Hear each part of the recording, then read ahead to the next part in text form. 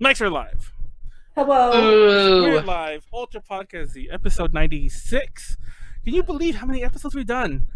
Like, before we started, oh, by the way, I'm Manuel, leader of Virgin Connections. I'll finish my story in a second. Konaru, joining me as always. Konaru tonight. Hi, my name is Konaru. I've done things. Yeah, You're frozen. To my Twitch. Oh, no, you're not. No, you're not. Go on. Oh, okay. I'm about to say, go subscribe to my Twitch because I only need like 4 more people or 3 more people to subscribe, and yeah. She means follow. Affiliate. Follow, whatever. Yeah, here. I'm gonna throw it in the chat. There you go. Go at it, please. I literally only need 3 more people. One of them could be AJ Plays. Just log in and follow yourself later. Or not I yourself. don't even have the login for that. Then how did you set it up that you are... Anyways. Oh my god, you just don't know how Twitch works. No, you were on the auto host list, and I'm like, I never did that. Did you do that? So yeah. You can put people. You don't have to be logged in to auto host people. Oh, well, no, you were on 8. Anyways, this topic we'll have later on. Janette joining us again. Hello, I'm Janette. I'm so tired. What is time? Time is a thing, man-made construction that makes me feel really old right now. Yeah, for the record, tonight we're channeling our inner boomer. We're going to discuss how anime fans have it better these days, shaking our fist at all those anime clouds. So if you're the chat, chat is open. I'm just here as their a resident child, baby. Yeah, it's a resident child to boomer. Like you're the babby. Yeah. Every so often, I see all the youngins spelling it with 2 B's and 2 B's is in B8, 3 B's I guess you would say. Babby. I type it BBY like how the 2000s. Well, at least you do that, but like Ren and Paida and like other people, they'll type it like BABBY, and it just irrationally annoys me. When I see BBY, that's BB, and BABBY is Babby. I hate Babby. I hate Babbies. Are we really having this conversation? Yes, we are. No, like I feel like I should tweet at Red about this later on because I keep bringing her up. But like she always uses it. Like it's her the most. Like I've seen Ren use it. I've seen like Julianne use it. Why are you so pressed about it? Because it's like the bread thing. I don't know why it is. It just makes me irrationally angry. Am I gonna have to shit on you for just a simple harmless word? Boomer hates Babby. Let's just put Babbies. Boomer hates Babby. We'll beat Wesley to it for one. I know. I'm gonna make that real fast. But no, before we started, I think I already had the Boomer hates bread thing ready. Before we actually started, we were kind of like waxing nostalgic about how long the podcast has been going. Well, Boomer hates Babbies. Let me write this out before I forget. Because we were discussing how back in the day Twitch actually didn't allow non-gaming content. Or at least they were kind of lax with it. It was the beginning of those times, but you technically you had to include gaming somehow. Even our early podcasts, like even when it was like we would alternate between gaming and music, when we did the music ones, we'd always feel a little weird, and like Rose back then would be like, "Hey, we need to talk about gaming somehow," so we talk about an idol who tweeted a game she was playing or something like that. And but TLDR, that was 4 fucking years ago. Yeah. We're so old now. What is time? But yeah, chat is open. There's some people in the chat. Love all you guys. Sub to us. Konaru subbed to us right before we went live. I don't know if anyone saw that, but it's kind of cool. Yeah, because I had if you're subscribed to Prime, you actually do Twitch, so look into your Twitch Prime benefits, and you have like a free sub you can give someone. So yeah, if you want to sub, I think it's every month. It's every month. It's every month because it only lasts like 1 month. Yeah. Oh, I never knew that. You have to keep renewing it. I gotta resubscribe to. Yeah, you gotta keep renewing it. Even when you sub normally, it's still a month thing. Like you resub for a month, or you resub for 5 months. But yeah. You have to buy those beforehand or some shit like that.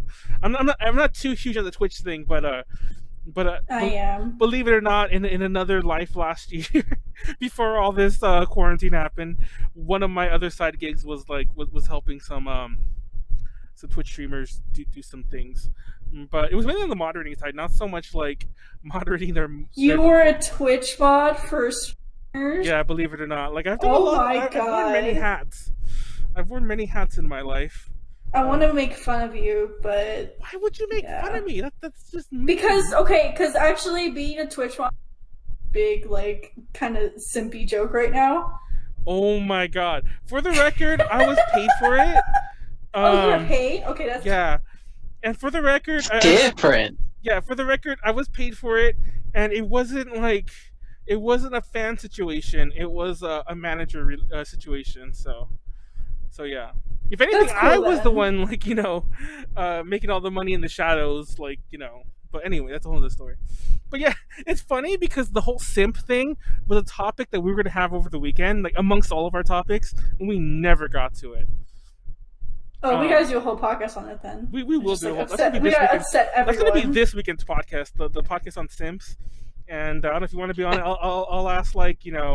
Ren is the perfect person to ask. I'm gonna ask Ren. Let's see if she gets upset. Go tweet at Ren right now. Anyone in Pizza Parade, honestly. But I also feel bad because how much can they really say? I don't want them to rag on their fan. But I think they would rag.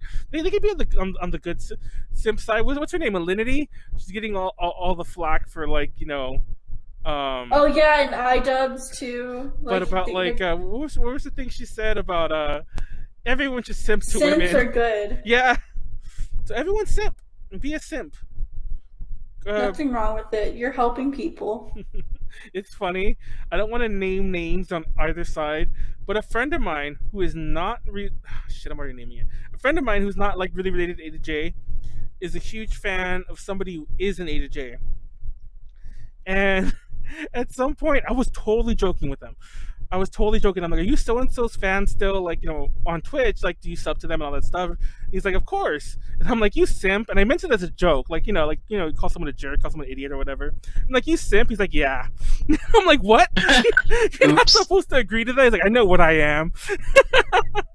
At least he's not afraid to be honest. That's all that counts. It was so funny. He just straight up admitted he was a simp to yeah. Okay, but honestly, if you're honest about it, there's no harm. That's Konaru, just me, you know damn well you're a simp to countless idols Oh, and shit hell like yeah. that. Yeah. Hell yeah. I'll buy $30 checkies. Oh my god, you're insane. I run a simp-free household here. I don't really simp. I mean, maybe I simp to Ruby and Animal Crossing. Dang, that's dude, that's fucking ew, furry. Oh my god, it's funny you bring that up because the other day, for those who don't know, okay, don't worry, we'll get to the topics. I promise you. We will. But we're still waiting for people to roll in anyway. Oh shit, people already rolled in. Yeah. But no, hold on. Don't worry, we'll get to the topics. We're talking about boomer shit. But first, I'm gonna talk about the furry thing. So for those who don't know, I've been trying to have the furry episode be the 100th episode. It's still gonna happen. It's not gonna happen. I will keep numbering stupidly until we get to 100. Until it happens. It's gonna be 95. 99.5. Yeah, 99.55, 95.61, and it's gonna be stupid tiny updates until we get the 100th one. But I've had a recent interest in the furry fandom, for lack of a better way to describe it. And the other day, different person entirely, I was also joke insulting a friend of mine about she likes Otome games or whatever, and I would mind you, I have nothing wrong with you like Otome games. I was just messing with a friend. And I was just ha, you like Otome games, lol, lol, lol, lol. And she's like, fuck you, you furry. And it hurt. And it stung. My God. It stung so hard. And I'm like, don't like it, don't you?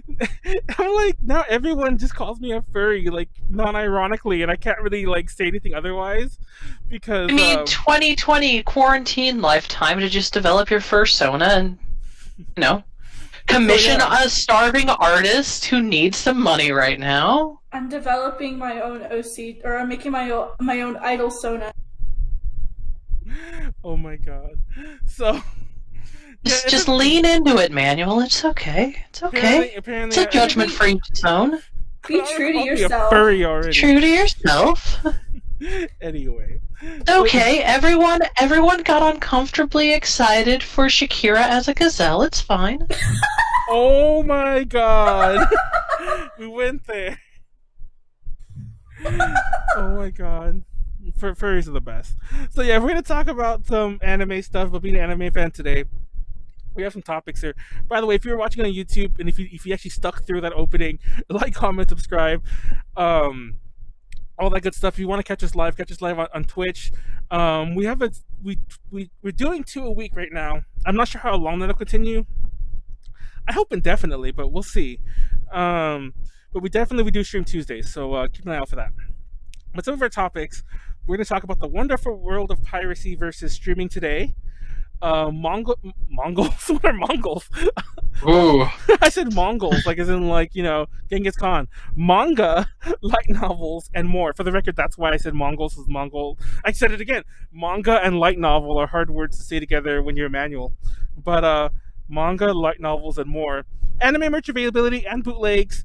How easy it is to buy things now. And anime theatrical releases that we get. Like, we've been spoiled like crazy. And some other... some things like some big name collabs and things like that are happening right now. So let's start by talking about the world of piracy. Yar. Oh, I can So what really brought this entire topic up for me was I saw a tweet last week and it said, if you didn't start watching anime like this, were you even watching anime for real? And it was a screenshot of Kiss Anime, and I'm like, you babies. You absolute children. Okay, actually, thanks for bringing that up. Let me stop for a second again, because you weren't here for this podcast. Last week, we did a podcast on conventions and how they've changed. Now, the funny thing is even with my experience, with Molly's experience, because like she's been going since she was really young, like she was like 13 or something. Even with Rhubob's experience, our experience only extended to like the early 2000s-ish. So I'm pretty sure, and actually I'm not even pretty sure. I remember when I first started going to cons, there was this older contingent of anime fans who were clearly had been going since Anime Expo started. And they hated all the kids who were like, running around and being kids, Not gonna lie, I kind of hated them too. But like, you know what I mean? Who were like being loud and being obnoxious and like getting their. It's still too early for Homestuck, but like, getting their makeup everywhere or whatever. And you could tell because they were like these older, like 40-somethings, who like were very serious like about their anime and whatever.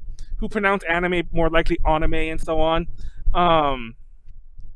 And so I think this is a similar thing where like there's probably older fans who can come beyond us. It's like, well, I had to buy a $40, tape direct from the manufacturer, and it only had one episode on it, and it was like hard. God. Do you know what I mean? So no subtitles. Yeah. So for the record, I will admit that like we're coming from this weird almost middle ground where like there could be very well be older people than us shaking their fists at us for being like thinking that we have it, Like, great. Anyways, go on, because I feel that way too.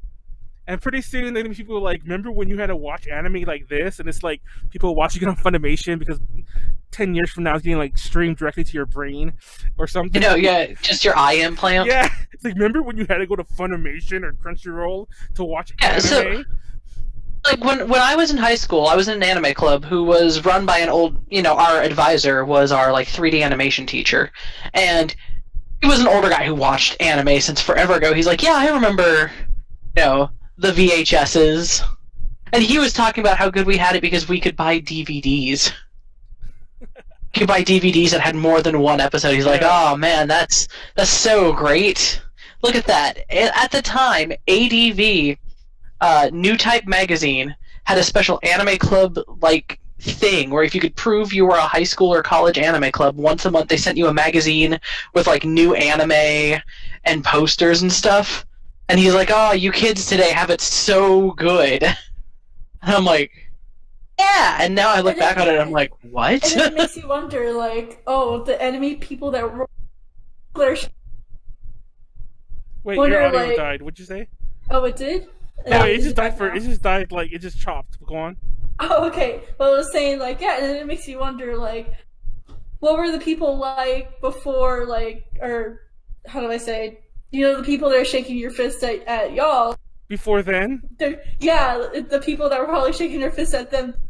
Like, back in my day, I had to sit there and watch the animators draw it by hand and turn in the cells one by one.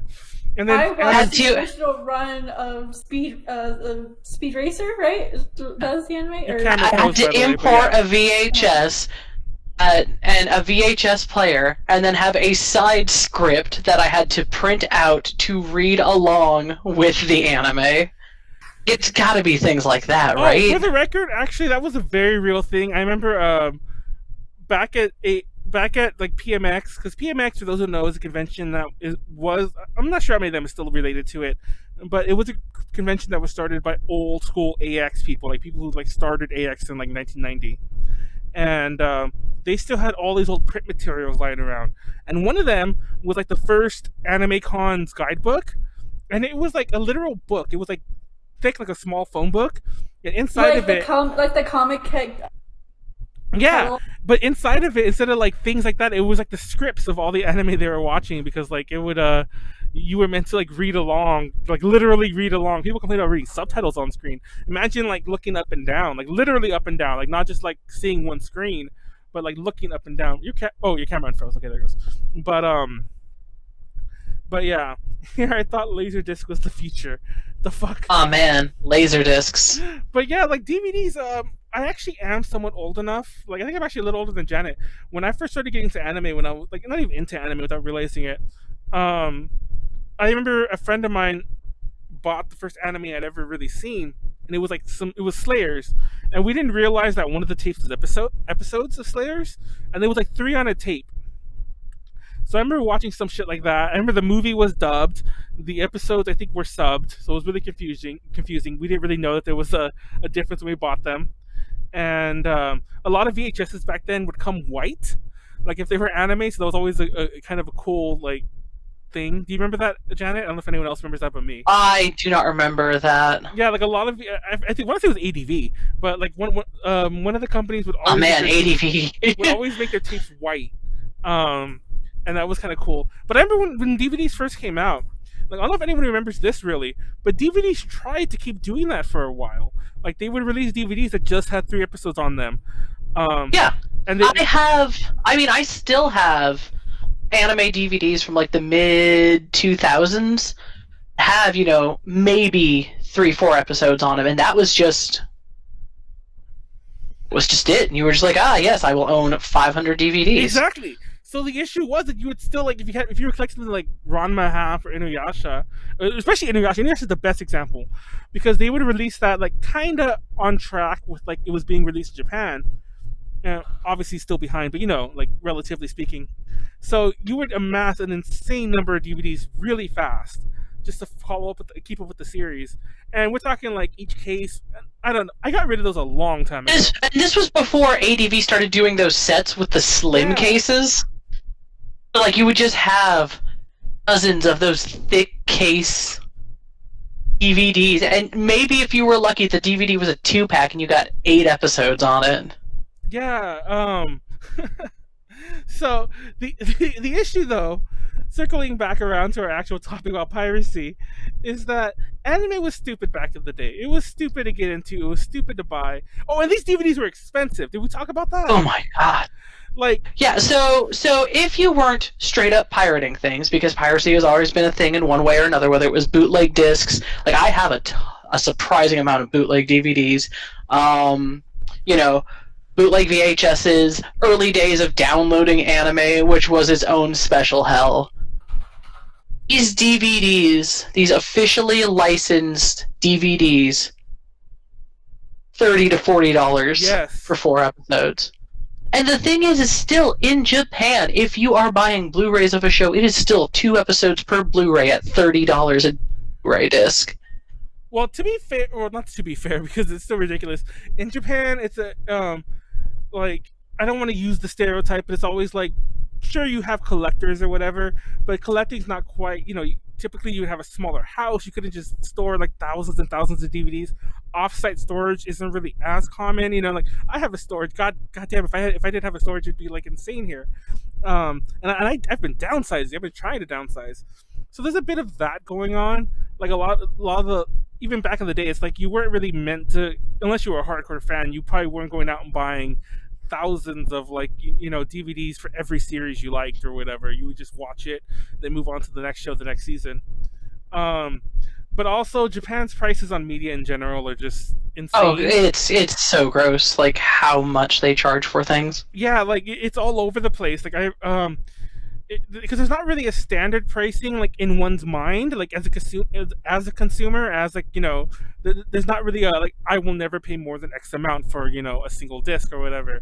That doesn't really exist in Japan, which you could argue is both good and bad. But if I'm a huge fan of Takarazuka. This is slightly off topic, but they release DVDs of their shows, which is amazing because releasing a DVD of a stage performance is really rare, like in anywhere around the world does theater. But they'll release them, but the DVD will cost like $200, and I'm like, why? And this isn't markups, which can be even crazier because like now it's out of print, and now there's only so many of those made. Now the fan wants 400 for them, but yeah, like they're insane. I don't know. DVD prices are insane. So piracy is a thing. Now, what was your first experience of piracy, Janet? I think the earliest stuff was definitely just like early torrenting. God, Mega Upload, Mega Video. I think by the time I was in high school, YouTube was a thing, so that was when, oh god, the 10-minute upload, so people were uploading anime badly in parts. Did you ever watch anime uploaded in parts, Konaru? Yes, I did actually. It's funny because I always felt like I don't know, maybe I was in the slightly wrong generation for that. But I mentioned this in the last podcast we did too. Like I never really did that. I mentioned before that I did watch Battle Royale for the very first time in like 14 parts. I think it was actually 14 parts. Amazing movie. Don't watch it 14 parts. But besides that, like I never really did that. Like I do remember looking for clips of anime because I'm like, oh, I want to find episode 12. Like I have it on my DVD. And I don't know how to rip things back then. So I would go to YouTube and I'm like, find one that's not like with subs. I can make my crappy AMVs out of it, and then and then download the 240p horrible rip of it, and then edit it again and make it even more unwatchable. But yeah, like I dealt a lot in torrents, and I will admit though, I for me it's always been a gray area with piracy, and not because I'm like everyone should have a right to it or whatever, but more so because a lot of the stuff I pirated, quote unquote torrented or whatever, were like fan subs of things that weren't released. Yeah, like going back to, availability, if it wasn't on Toonami and it wasn't by chance picked up by the handfuls of companies that happen to have DVDs of it, you weren't watching it. Yeah. We talk about anime classics here in the West. They're classics because it's just what we had. It's like, oh, everyone watched Sailor Moon and Dragon Ball Z because it was on. Not necessarily because we liked it. They're not bad shows by any means, but we all watched those because for a long time, if you weren't doing piracy, you had whatever Toonami and Adult Swim were showing. Yeah, and I talk crap about Discotheque one of the past podcasts, and I still feel bad because every so often I'm like, hey, we got Discotheque and get some review copies, and here I am ragging on them constantly. But I actually hate Discotheque. For those who know, Discotheque is one of the few like not big name per se, but like big releasers of like older anime still. But they do two things I hate. One, they usually can't license the old dubs if they existed, so they either do new ones or just release subtitles. But then two, their subtitles usually aren't that great. I mentioned Rose of Versailles being my favorite example. That exists way better as a fan sub, but there are tons. Like I remember Devilman. There was a really good fan sub back in the day, like the original Devilman, the original Cutie Honey. These have all been released by them, and they've all been butchered. So if you didn't pirate those back in the day, you're pretty much fucked. But yeah, things were a lot different back then. It was harder to find things. Also, so like with modern streaming and modern piracy, just there's always been a gross amount of anime produced. Yes. Now it's just actually have access to exactly all of it. And God, there's so much anime. I remember like there was just, and if everyone's ever seen Degrassi, I've seen that show. Everyone knows Grassy Junior High. Well, yeah. First of all, like I actually grew up on the OG Degrassi, but I'm talking about the new next generation. What have they called it? Oh, the one Drake's in? Yeah. Thank you for bringing that up. I was gonna say that. I'm like, people only know that one now because Drake was in it and he got shot in a school shooting in it and was paralyzed and became a rapper and so on. But there was a show besides Drake. There was this really cringy episode though, where like they decided to make one of the kids an anime fan. He's always in the show, but for one episode they want to bring up anime. So of course they bring up the one Asian girl like character that they brought for this episode. It's like, you like anime? And I'll never forget this. It felt like such one of those boomers out of touch with what popular things are. Is her follow-up question, do you like anime? The next question was, who are your favorite characters? As if anime is like this collective thing, like that one can just pick and choose, like I'm like, no, like probably the next question would be like, what genre do you like? I'm like, do you like Dragon Ball or do you like fucking I can't think of any slice of life anime off the top of my head. But yeah, it's like, what the fuck? It's like the whole episode was so cringe, but it also highlights the thing like Janet was saying. There is so much fucking anime out there. It's not really like back when I was like really getting into it. I remember there was almost this thing where people were like trying to consume every anime they can come across. Like there were some Uber fans out there. I'm not gonna lie, I kind of had a bit of it myself. There's still people like that to this day, though. But the problem is like it's an impossible thing. It's like that's the equivalent of saying I'm gonna watch every TV show that's being made this year. Like that alone would be an almost impossible thing to do. Let alone it was hard back then. It is impossible now. One good thing I will say about watching anime back then versus now is I can't stand like CG animation, and I know a lot of it exists in the early 2000s as well. And by the way, I'm not even talking full CG, like where everything is like a 3D model. I mean CG animation, like even 2D animation is still drawn into computer, and it has this like flat look to it. You know what I'm talking about, Janet? I don't know if anyone else knows. Yeah, what I'm talking about. you can tell. Like it's actually something when we interviewed the oh my god, Studio Chizu. Yeah. We were talking about how they're one of the only animation studios left in Japan that does things by hand, not on a computer by hand. Yeah. I don't know if I read that part. I should go back and look at that. I didn't know they did that. Yeah, I think they said it was just them and like Ghibli at this point. Yeah, which is insane. Yeah, there is a quality to modern anime that is distinctly different from 80s and 90s stuff, and it's not just the art style. It's it's apparent when you watch certain anime movies by certain studios. There's something about them you're just like, I can't quite put my finger on it. It's all colored in a computer. That's all. Usually, even when line drawing, even line drawings where you just like kind of sketch out like the first part of it. Even a lot of that's being done like on a computer first these days. And I'm like, is any part of it ever like? Can anyone ever own an animation cell anymore? Is that really a thing one does anymore? It's oh man, animation cells. It's funny, actually. I took them down, but if you watch some old episodes, I think even the early episodes of Ultra Podcast Z, I used to have animation cells behind me, like from Cutie Honey and things like that. Oh, I remember those. Yeah, and I took them down before, a long time ago, just because I was like, I'm gonna put new things up and get them reframed because they were kind of like getting a little wonky. But then I just never did. They're literally unframed, just in a stack, like all my animation cells. Oh my god. Yeah, and they're probably like getting scratched because I literally just stacked them together, and I feel bad for them because they're really nice. There's a sketch layer, and then there's a cell part where you can see for those who don't know, you paint a cell backwards, and that always blows my mind. Because you look at the back of an animation cell, you can see all the paint, but they have to paint the front part first. So imagine painting an eye and doing like the iris first, then doing like I don't know what you call it, then the bigger part of the eye, and then doing the face. It's like, what if you're done and you realize you don't like the way the eye looks anymore? It's like, are you just fucked?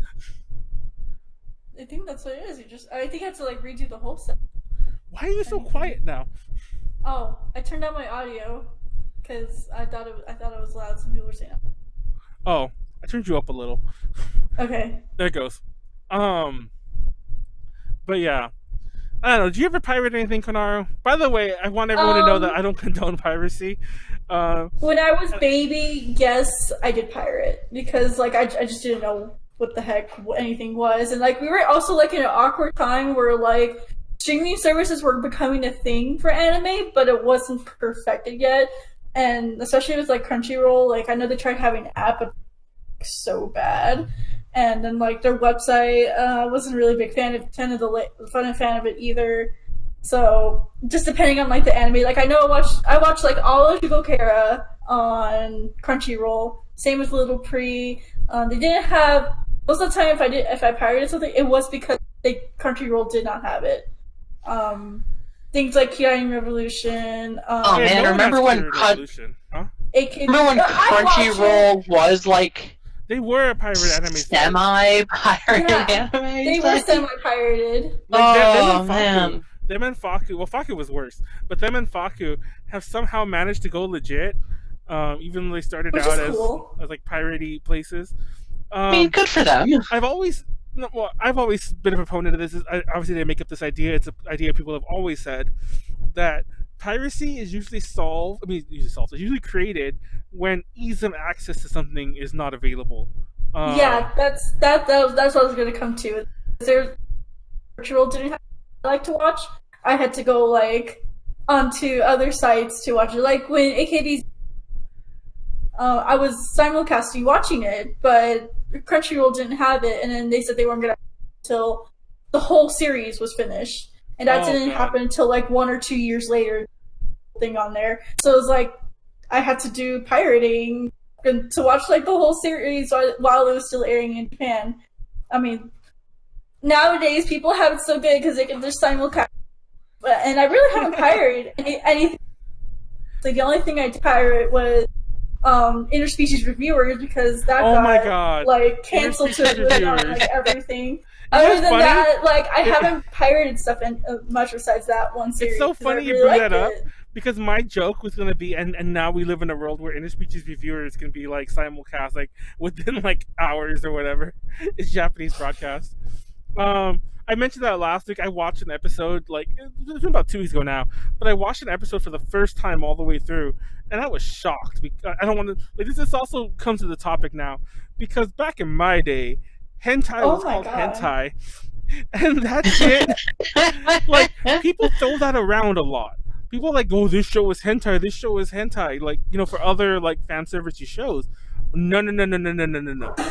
This show was hentai. I was like, what the fuck? Yeah, they were showing and I'm not afraid to say that I enjoyed every minute of it. Well, for the record... Yeah, no, it's unabashedly, it knows what it's about. No, for the record... It's not... I'm not saying that you should enjoy it. It's just that, like... Was anyone surprised that it was pulled off of everything? It was hentai. No, I think most people were just like. Oh, go ahead, Janet. Oh, I was gonna say, like, even when they pulled it off of Japanese TV, even, and we got Nice Boat Season 2. Oh my god! Like I don't know, that's the fucking that show. But anyways, go back to the species reviewers. And I was gonna say, I lost the train of. Oh, damn it, I had something really interesting I was going to add, but I guess I'll keep thinking of it. Yeah. Anyway, the show. The thing is that like it's hentai, yes. But why is it like? It should have always been like labeled as such. I'm surprised we would have got away with. I used to be so shocked when I would see nudity like in any TV anime. For the record, it was shown in a late night slot. Like there are late night animes. Gantz is a very famous example. Mainly because of its violence, not so much because of its nudity or sex or whatever. But there is some of that in Gantz. But even that, Gantz was never really straight to hentai. Usually you'd see a boob and things like, I can't think of any other good examples. Like Magical Shopping Arcade Epinobashi is the only one I can think of off the top of my head. I mean, there are some, like I'm thinking of Quasar, but that just that was magic powered by like breast milk.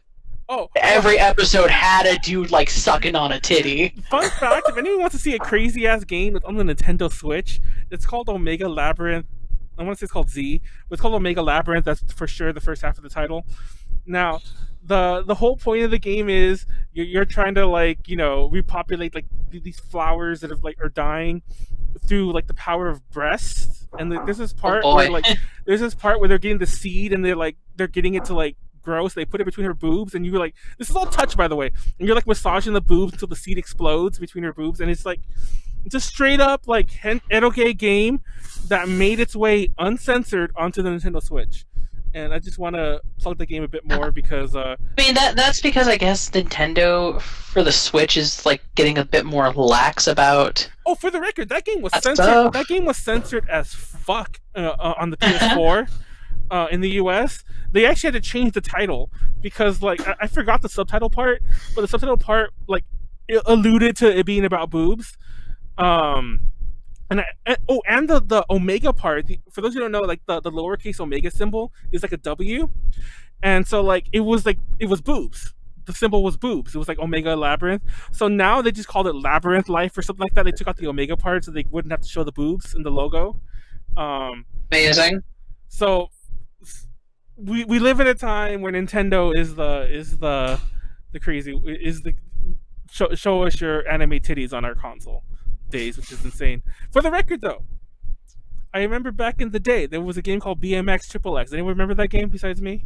BMX Triple X rated M for mature. Yeah, because that game had, first of all, there was like you could play the game topless if you want to see like pointy 3D boobs. Pointy PS2 3D titty. But I'm baby. oh, and it also had like real strippers that you could unlock videos of like real strippers somehow in there. I don't remember the exact specifics. Whoa. My point BMX Triple X was, imagine like a pro BMX game.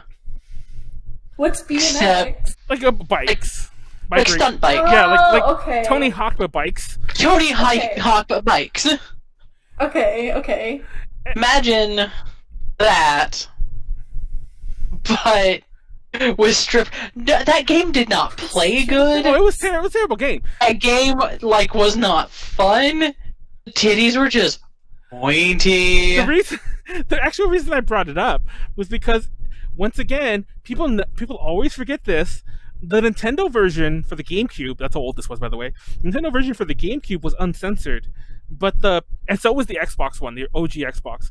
But the PS2 version was censored. I think you could still like play nude, like topless with like pointy PS2 boobs, but the live action video of the strippers was cut out. So so this isn't the first time. Sony's been doing this for a while. It's just that for some reason everyone hated Nintendo back then. They ebb and flow. Like people are always like, "Oh, it's because Sony did this, Sony did that." I'm like, Sony's been doing this for a very long time. Exactly. It's just we were children and didn't care. Like I just wanted to see my PS2 pointy boobies on the on the TV. I actually own it for the GameCube, and like I was playing it. Like not by recently, I mean like 5+ years ago, like way after the game was released, but still like not like last week. But that game is terrible. Don't ever play it. Go pirate it. There's a really cool GameCube emulator, and you get no. Please don't do that. Nintendo will shut us down so fast for safety. Please, we just got to I know, affiliate. we just got affiliate. We have a sub. I need to shut up. Nintendo. Gonna get us in trouble with Daddy Nintendo. I don't want this. In the 90s, bro. Cinemax and Showtime used to do midnight showing R-rated anime, Ninja Scrolls, Vampire D. Oh, this is way off topic, but I remember Vampire D. The dub of it was so much more vulgar than what the actual anime was, and this was a big problem back in anime back in the day that I don't think anyone had. Actually, this goes in perfectly. No one has to deal with this anymore. Like nowadays, if somebody like horribly mistranslated anime, everyone would know. There'd be tweets about it within an hour. But back in those days, like there was a practice that it's called this based on the UK classifications. It was called 15ing. Now, in the UK, there's the 18 certification, which is like hard R, and then 15 is kind of like a PG-13ish type thing, or like a soft R. And so basically, the idea was in the late 90s, like early 2000s, that all anime had to be marketed towards like edgy teens. So like anime that was too vulgar would be toned down, and anime that was too kiddie would be toned up. Toned up just That enough for you to reminds be me- like, that this reminds seemed me of, unnecessary. Yeah. How Ghost Stories was dubbed. Yeah, but like imagine that, but it wasn't done as a joke per se. Like this is the famous line everyone. Like they were actually serious. Yeah, I've said this before, and I don't remember the exact quote, but there's a famous line from Princess Mononoke where like one of the characters is like, "Oh, this soup tastes like donkey piss." Like that was like the dub line, but the actual what they said in Japanese was, "Oh, this soup tastes tastes a little thin." And so, like, it was shit like that. Everyone posted that one because that's the most obvious one. But I remember there was a line in Vampire 3D, which I won't repeat because there's some very vulgar things in it that I was like, what the fuck? Like, I'm sure the dub has been done like 15 times because I'm talking about a dub that I saw like in the early thousands of Vampire 3D. But the dub of like one of the lines was so like took me by shock because it was very sexual. What was it? I want to know. I don't want to say it because it's pretty bad. Can you bleep? It's like, oh, she looks really good. I would blank her, but the blank was not a consensual sexual act, and I was like, yes, that's why I don't want to say it. And I was like, what the fuck? And obviously the Japanese thing was something about like it was a sexualized line, but it wasn't like that.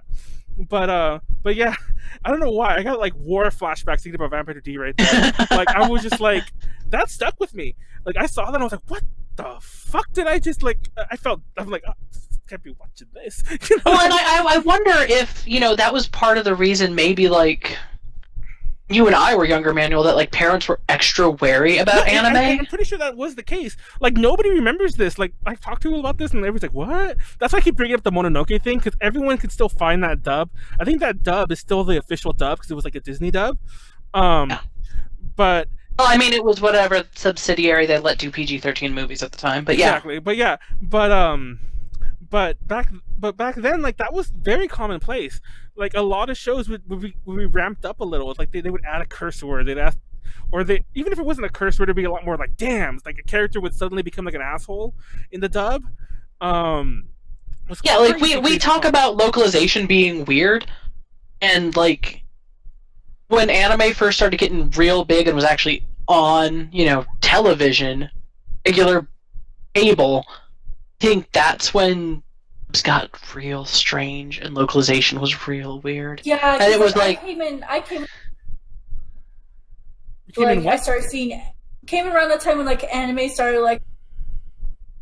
keeps cutting out. Oh, did it keep cutting out? I came in. Yeah. I came in. You came in when anime what? Oh no! When anime started like going on. Okay, it sounds like you're just fucking with us now, because No, like, I'm it's like not. perfect. It's like I came in with anime. When anime came out. Oh my Oh gosh. my god! I swear to God, it sounds like you're being. What's going on? It sounds like Hold you're on. fucking with us. Take a look at that. We'll come back to you. Okay, whatever. But see, I don't know if because you're not talking enough, but you sound fine whenever you sound shocked or whenever you're about to restart. But once you get back to the point you're trying to tell us, it's like Big Daddy Twitch doesn't want to hear it, and they keep silencing you. Or Big Daddy Discord, more accurately. I don't know what's going on. What happened to your audio? You were so good the last don't 2 know. weeks. Let me just like reconnect. Hold on. I may like. Okay. Well, anyway, mute. I mean, speaking of that time, remember when sometimes the only legal option was the 4Kids dub? I don't want to think of those times. Like I still have not Have found. to think of those. I still have not found any sort of decent sub of the original Pokemon anime, and that's like a weird thing to ever want. But I've always wanted to see it, and like there used to be a fan sub project of it that was like the first 2 or so episodes, and that was the time I heard the theme song for the first time, and it wasn't like I want to be the very best or whatever the fuck and I was like, oh shit, this is an actual song. Or like I think only a handful of people remember the 4Kids official dubs being the only American dubs, or what they did to like the dick version of Sailor Moon. No, or what they did to One Piece. And that was What for they did to One that was Piece? a tragic. One Piece. They butchered the fuck out of it. Like, They did. speaking of like the practice of 15, because everyone knows that story, the story when they tone it down. Like there's a legit part where like I don't remember anyone's names.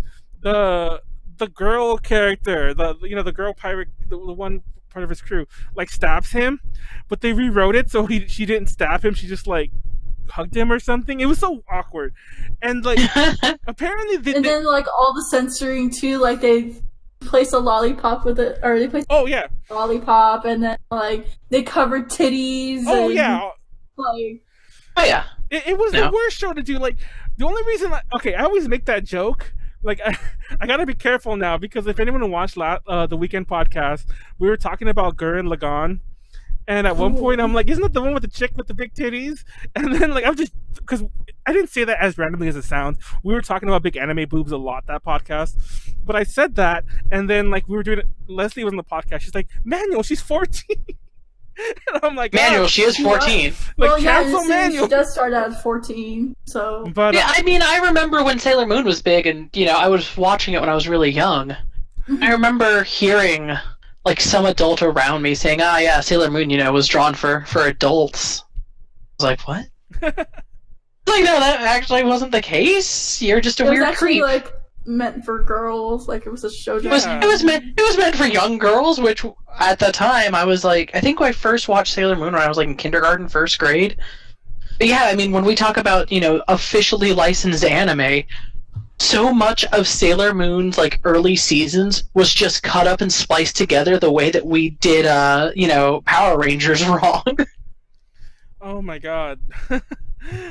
Oh my god, Sailor Moon says. Yeah, with the really bad YouTube poopy type things at the end. I was thinking about Sailor Moon, but I'll just leave it there. Anyways, it was a thing. One Piece was terrible. The reason why I brought up the boob thing once was I was going to mention before we wrap that up is that the way I've always described that character, One Piece, is the girl with the big boobs, because that's the way I've always I've never seen One Piece. My One Piece experience is from the One Piece Warriors games. They're called Pirate Warriors or One Piece Muso in Japan. I love the Muso games. And I've never seen Gurren Lagann. So I did not know that she was 14. Don't cancel me for that. And well, in your fairness, she starts out in the series 14. So, in your fairness... So you actually should watch Gurren Lagann. It's pretty good. You should actually watch it.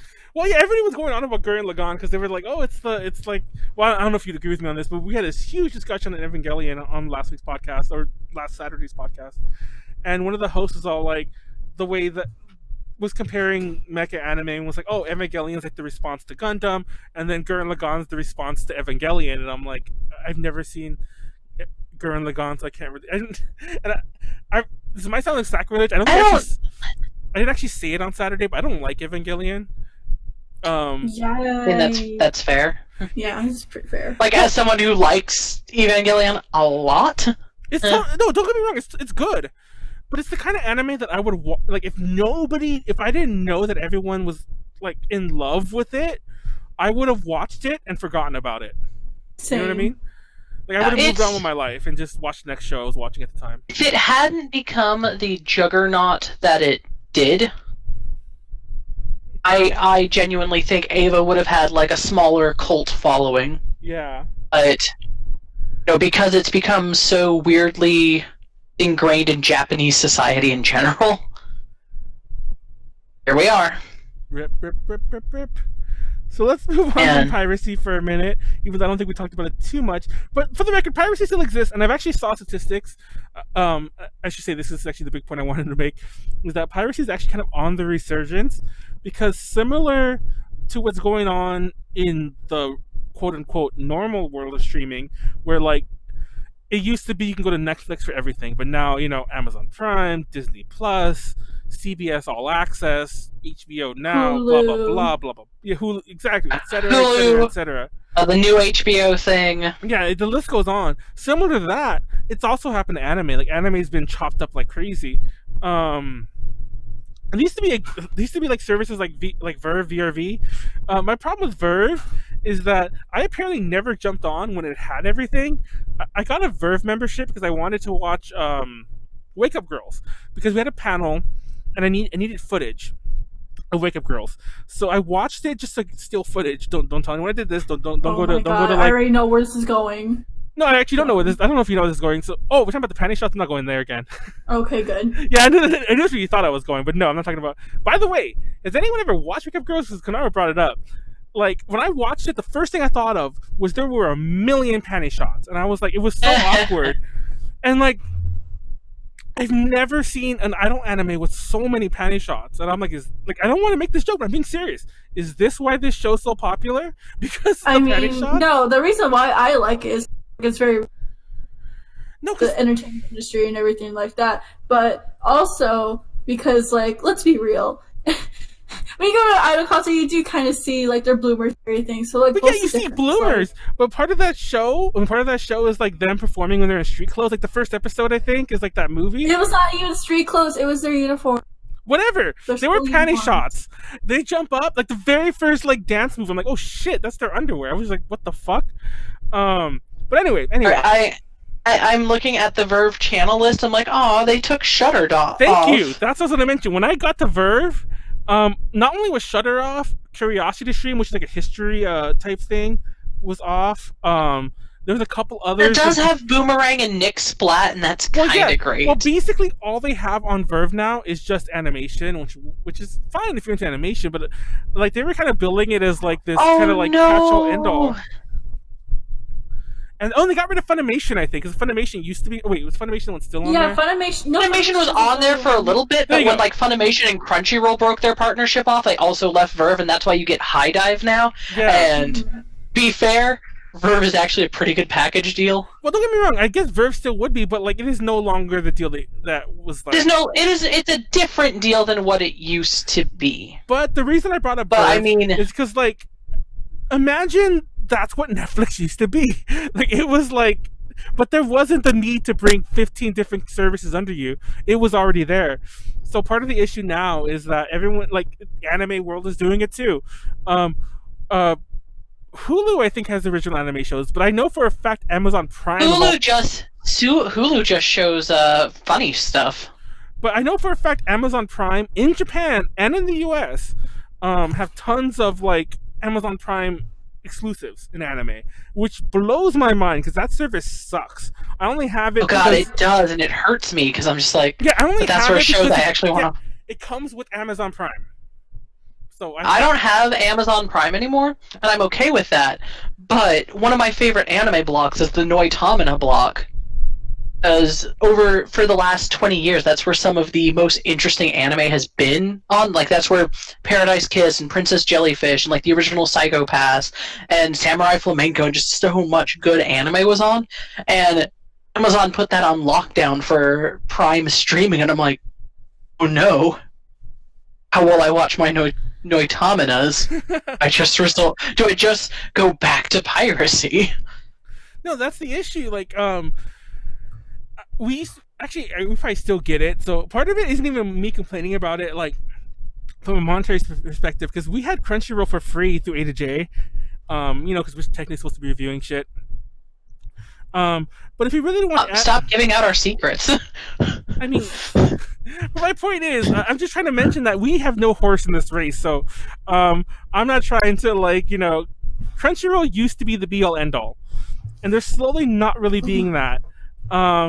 And the old problems of like, oh, such and such show is leaving, and I think I remember hearing somewhere, I might be wrong, that there's another like service that does like retro anime, because obviously there's Funimation. It's High Dive.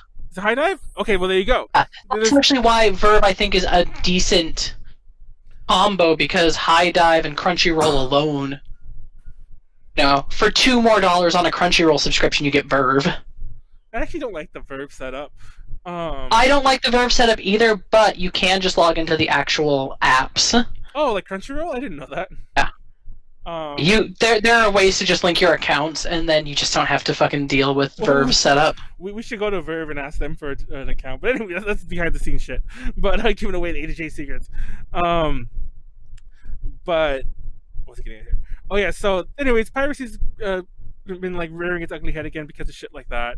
And it's Yeah, unfortunate. I mean, it's, lots of people want to do things nicely and legally until it becomes a pain to do so. Once it becomes a pain to do so, everyone's like, And honestly, it's like I was. being a pirate is all right with me. Exactly. Like I was trying to get at, it's not so much about the money. I feel half the time. That is part of it. I'm never gonna that can never really be undersold, whatever the hell I'm trying to say there. But it's more the inconvenience. Imagine I want to watch Wake Up Girls, and that's on Crunchyroll. And then it's like, oh, I want to watch this other show. Oh, that's on High Dive. Well, of course, those both on Forever. But I want to watch that Amazon show. I have to go log into Amazon's app, and now you're on you're literally having to go through 5 different apps, 5 different services, 5 different, experiences in terms of its playback quality and features. Just to watch the things you want to watch, exactly. And it's a pain. And then there's still some shows that are none of them, Interspecies reviewers, huh? Oh god, exactly. Everyone go pirate. And I don't want to be the one who says this, but ever since VPNs, which by the way have always been around, they just got crazy popular recently. Ever since VPNs became more popular, which by the way, never torrent anything. I'm not condoning piracy, but in case you want to do bad things, never torrent anything legit without having a VPN. Just saying. But yeah, ever since VPNs became way more popular, I think that also torrenting has become popular again for however weirdly horrible that is. But yeah, it's safer to be a pirate. It's easier, and that goes back to kids today even have easier times pirating stuff because more things are just there. So many more safer options instead of the sketchy LimeWire. Will this actually eat my computer? Yeah, this as a matter of fact, I think most, and I'm not going to tell you where to go, but most places that you go to now to get your sketchy services for anime or whatever, are, unless you go to Kiss Anime around in any form, unless you go to a site like that, most sites are what do you call private servers for their torrents. You can't just go in Joe Schmo off the street. You have to get an account. And then you have to do a seed minimum, all that bullshit. But but with those also comes I'm not downloading computer cancer. So yeah, which is good. Remember computer cancer? Yeah, remember that shit. Oh man, remember how many shit I would download off of LimeWire and it was not what it was supposed to be. Oh god, those were the days. Technically. Oh god. They weren't the good days, they were just the days. I'm not gonna lie, I was a huge user of LimeWire, and I remember countless times downloading mislabeled songs. It was so annoying. There was this Malice Miser song that everyone on the internet used to it's a Malice Miser song. I can't remember the name of it. Shiroi Hara Kuru something. It's a long title. Oh, I was hoping you were going to say it was Beast Blood. No, I wish it was something that simple. But it's one of those songs from that era of Malice Miser where they're a bit more very gothy. Because believe it or not, they actually weren't that gothy, but here they were super gothy. And the song was called it Baroque on LimeWire, and you could tell whenever somebody pirated that song and didn't know the real title, because they would always call it Baroque. And for the record, it's even more confusing because Malice Miser do have a song called Baroque, which is not that song in any way, shape, or form. So, but you could always I'm you pirated this, didn't you? Because it was because they would call it, and that's the only example I can think of. But there were several of those. I swear it's because of LimeWire that everyone thinks that My Sharona is done by the Ramones, because that's the way it was labeled. Or that one Legend of Zelda song that everyone thinks is a System of a Down song. System of a Down. Yeah, did you know I just found that out last year? It wasn't System of a Down? Yes! I mean, mind you, I was never listening to it. It's not it's been on my mind forever. But, because I forgot. It was one of those things that I knew 15 years ago and I just forgot about. Did you know the song we're talking about, Konaru? The Legend of Zelda song? There's a song with all, it's just Link, he come to town. He come to sing. Oh, yeah. Zelda. I know what you're talking about now. And everyone thought that was System of a Down. Like, I actually, okay, I'm not. This sounds like a bullshit story, but it's true. A friend of mine even apparently knew where that song came from. He's like, "Oh yeah, this is a mic recording of a live they did once where they only did this song once, and somebody like from like the fucking like road crew like cut it up, put it on the internet. Like he had this whole backstory for it. He told me this shit, and I believed him. Like mind you, like I didn't think about it after the fact. I wasn't a huge System of a Down fan even like back then. I mean, I kind of was, but like I didn't really care, and I was like, oh okay. And like then I also heard later on like, oh, it's not System of a Down. It's just like Surge, whatever his name is. Just Surge messing around? Yeah. And you're just like, oh, well, yeah, Surge does solo stuff, sure. Yeah, and then you find out it's a completely different band that... Can you imagine being that band? Your one weird breakout hit everyone thinks is a System of a Down song? Oh my god, it's so funny because there's this YouTuber named Whang, who's an amazing YouTuber, by the way. I love him to death. Everyone sub to him. Don't unsub to A to G Connect. Just go sub to Whang. But don't do that. Please don't do that. don't unsub to us. But no. He's an amazing YouTuber, and he wasn't even doing it on that song. He was doing it on something else. He was talking about like something totally unrelated. And then I was watching the video, and he randomly mentioned the song. It's like was attributed to like System of a Down, but it's actually by so and so. I'm like, what? I'm like, what? And I stopped the video. I went to Google and I looked it up. I'm like, you gotta be fucking kidding me. Like, I just found this out, like, now.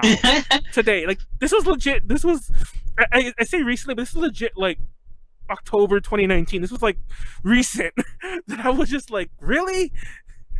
I remember talking about it on the podcast with you because it was close to a podcast, and I'm like, guys, that's System of a Down song, the Zelda song. It's not by System of a Down. But yeah, unfortunate. Oh my god. Anyway, back on topic. His uncle told him exactly. I had because he's talking about the story I had about System of like how the friend of mine. Because I didn't mention that part. Actually, I should have mentioned that part. That apparently he knew this because he knew that sound engineer who like stole it from the System of a Down like mic recordings or whatever. So yeah, amazing. Let's talk about. Manga. I keep want to say Mongols. Manga, light novels, and more. Oh shit! What did I close? Hold on. Okay, sorry. Oh my god. So going along with streaming, Konaru, do you remember Okyo Pop? Yes, I do. I bought a lot of manga from. But do you remember that Tokyo Pop purposefully for a long time flipped manga to be left to right? Yes, I did. Yeah. I still have some of those like in my collection. Like, no, not only... like there was a time when all the manga was flipped left to right, and when some places started doing right to left, they had to include pages that said this book reads right to left. And like that, the youth. Trying to explain that page to somebody at this point in time. Have you ever seen that? Have you ever seen that meme? Like, just thinking about it right now, like, how would you explain? Like, even do they still put it? Because I don't read much manga like nowadays. But do they still put it? Like, I can check some of the recent review copies we've gotten. For the record, by recently I mean like a year and a half ago. Yeah, for the record, I don't think that like you would really need to anymore. But not only did it have like reading, it would like number the bubbles on a sample page, so you would know what order to read them in as well.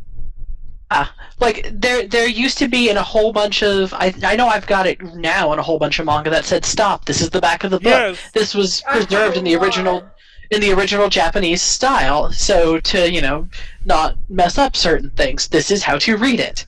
I don't know if those pages still exist, and that is a sign that wow, that's how used to manga is read from right to left, like all Japanese things. I used to get made fun of, like at school, whenever I would like bring my backwards.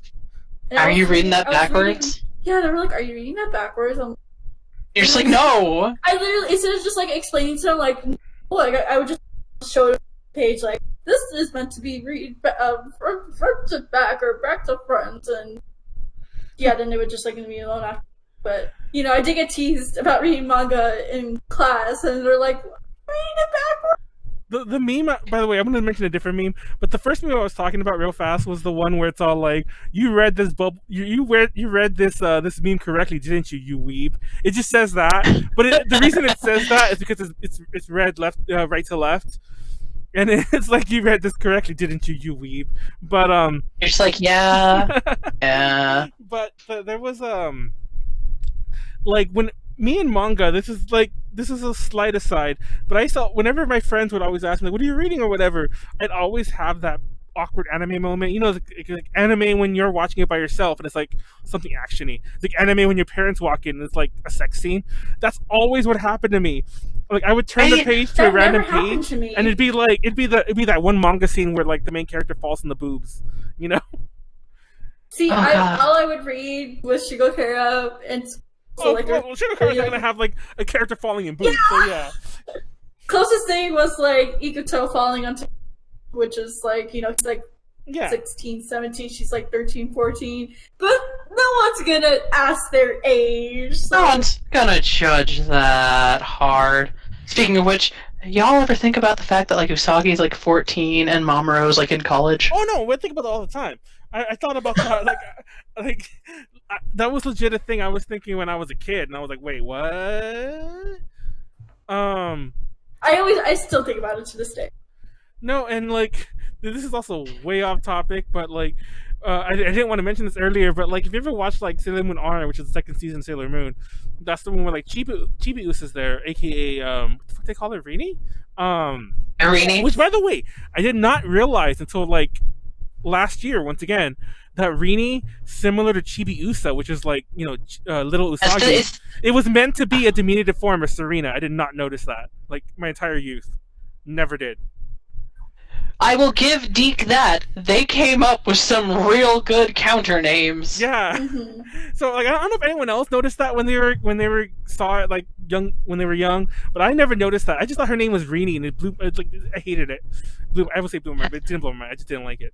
I still don't, for the record. But what did blow my mind was the amount of panty shots she had.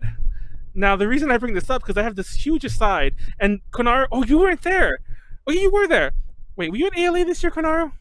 No, I wasn't. I was in Japan for Love Live Fest. Well, we created a new panel called The Dark Side of Magical Girls, and one of the things, I was doing research on Magical Girls. This is slightly aside, but don't worry, I'm not going to go too deep into it. Just look into it yourself. One of the creepier, weirder, no one ever talks about this, rabbit holes I went down was this weird kind of like, I don't know how else to call it. Actually, this is what they call it in Japan. This is what they call it, like, even here, like, it's translated. It's like this, like, I can't even, like, this diaper obsession. And, like, you would see it all the time. And now that I've said it, go back and look. Like, there's a lot of characters in the 80s that'll be like, Minky Momo's a really good example, like other 80s things. And it's like, why are they always giving these characters panty shots? Old school, like, old school shit. It's crazy. It's dark. Look it up. I always thought it was weird. Once I noticed that, and I looked back at Sailor Moon, the only panty shots you ever saw are Chibiusas. So anyway, yeah, let's see. Chimpa says Viz early graphic novels make right in the early 2000s. I don't remember the earliest Viz. I'm trying to think of what's on my shelf right now. Speaking of earliest Viz, thanks for bringing this up. Viz used to release their mangas not in manga form, but in trade paperbacks. If you're not a fan of books, I don't. Not a fan. It was weird to put that. If you don't know a lot about books, I don't know how to like describe the size. Whenever you go to like a bookstore, there's usually like hardcovers, these weird paperbacks that are a bit smaller but similar sized hardcovers, and then like the really small ones. The small ones are called mass market paperbacks. They're usually like really cheap, like $10 or less. And there's like trade paperbacks, which are like 15 to 20. Almost all Viz mangas that I used to have back in the day were in the trade paperback size, and that's like how they used to release them. I have a single chapter Sailor Moon that Tokyo Pop did that is set up like a Western comic book? Marvel comic book monthly. Whoa. I actually have I used to collect them, I used to have like almost all the, because Viz did it, and there was like a few other, like Dark Horse did a couple, like talking the 90s, early 2000s as well. But I used to have like a lot of them. Yeah, that's even stupider. Fun fact, I don't know if anyone had to deal with this, but like my library when I was really, really young used to carry manga. And a lot of times, like you could tell that kids would think they were coloring books. So many times I would open them and they'd be colored inside. And I'm pretty sure that was why. Like, I don't think that they just wanted to ruin a book. I think they legit thought they were coloring books. So like, oh, the library has coloring books for rent now, or borrowing or whatever. So yeah, that was annoying. But yeah, like they were hard. They were. For the record, do you guys know this? That mangas in Japan are actually, first of all, they're smaller. Most people don't seem to realize that. Yeah, they're a lot smaller. They're so much smaller. The US size, even the smaller non-trade paperback size, is still stupid. It's still like needlessly bigger, needlessly thick. Thick. But anyway, Thick. but they're actually a lot cheaper in Japan. Like, I think prices have gone up a little, but like it used to be, like circa anime's height, like when they were $10 a volume here, they'd be about $4 a volume in Japan. Probably even cheaper. Yeah, I mean, when you think about exchange there's a Kinokuniya here, and I see them, and they still have like yen price tags on them. They're still like 400, 450 yen. Yeah, like I'm pretty sure they're similar pricing now. I don't think they've really gone up. When I was over there, whenever I go, I always consider like if I could find like at the bookstore, I would seriously consider buying it like right then and there, even though I can't read it, just because like it's so cheap. It's the having it. Yeah, it's just the having it. I did it a lot. Like when I first went to a Japanese bookstore, it was mind you, I grew up in an area that like had a lot of them. Actually, most of them are gone. Funny enough, now that you would think they'd be more popular, but like there. For the record, I grew up in like an area where there was a book off like 20 years ago. Like I grew up with the book off in high school. Oh yeah, you told us that story before. And it's funny because like back in the day, it was like a Japanese. Like now, if you go to a book off, and this is still pretty rare. I think they're mostly just in California, but for those who don't know, because you don't live in California, you maybe never been to Japan. Book off is a used media store in Japan, and they have U.S. locations. These are official. These weren't like bootleg book offs, but now the U.S. ones sell U.S. media mostly, and some of them even sell like a lot of junk, like literal junk. Like you could buy like a really old computer monitor and like shit like that, like junk. For the record, in Japan, there's another store called Hard Off. Insert joke here. Insert joke here. But the term hard is meant to refer to hardware. So I think that the book off stores are trying to do both. It's just that they can't call a store Hard Off here, or people like me will just giggle about it every time they say Hard Off. But it's gotta giggle now. What was it being stuff for? Oh, so anyways, the first Japanese bookstore I ever went to, I bought a ton of manga, thinking that there was something wrong with the store, because I'm like, why is because like the exchange rate was even better back then, and like I think each manga was like $3.50 or something like that, like US dollars. I was like, oh shit, gotta buy like 10 volumes, you know. Like I couldn't read the shit, but I'm like, I know, like I didn't know any Japanese, but like I could follow with the pictures. I couldn't follow with the pictures because it's like, sure, it's a fight scene, we can follow with the pictures, but after that, it's like, wait, what? They're just standing around talking, and that person got mad. So anyway, in Free Comic Book Day, some manga is made of material of, I don't know what it's called.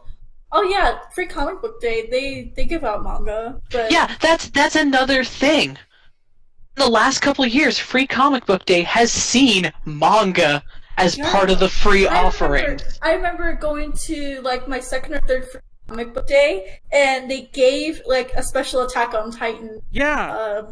And I was like, whoa, what do you mean? I've seen like a chapter of Attack on Titan or a chapter of My Hero Academia or things like that. Like that is how prolific manga has become in the comic world, I think. No, maybe somebody remembers this more than me, but there is an Osamu Tezuka manga, the guy who did Astro Boy, where it was like a historical thing he had done. Like he does a ton of works that nobody really knows of. It's like this historical piece, and the first volume like debuted at Free Comic Book Day, like as a free chapter, like in comic book form.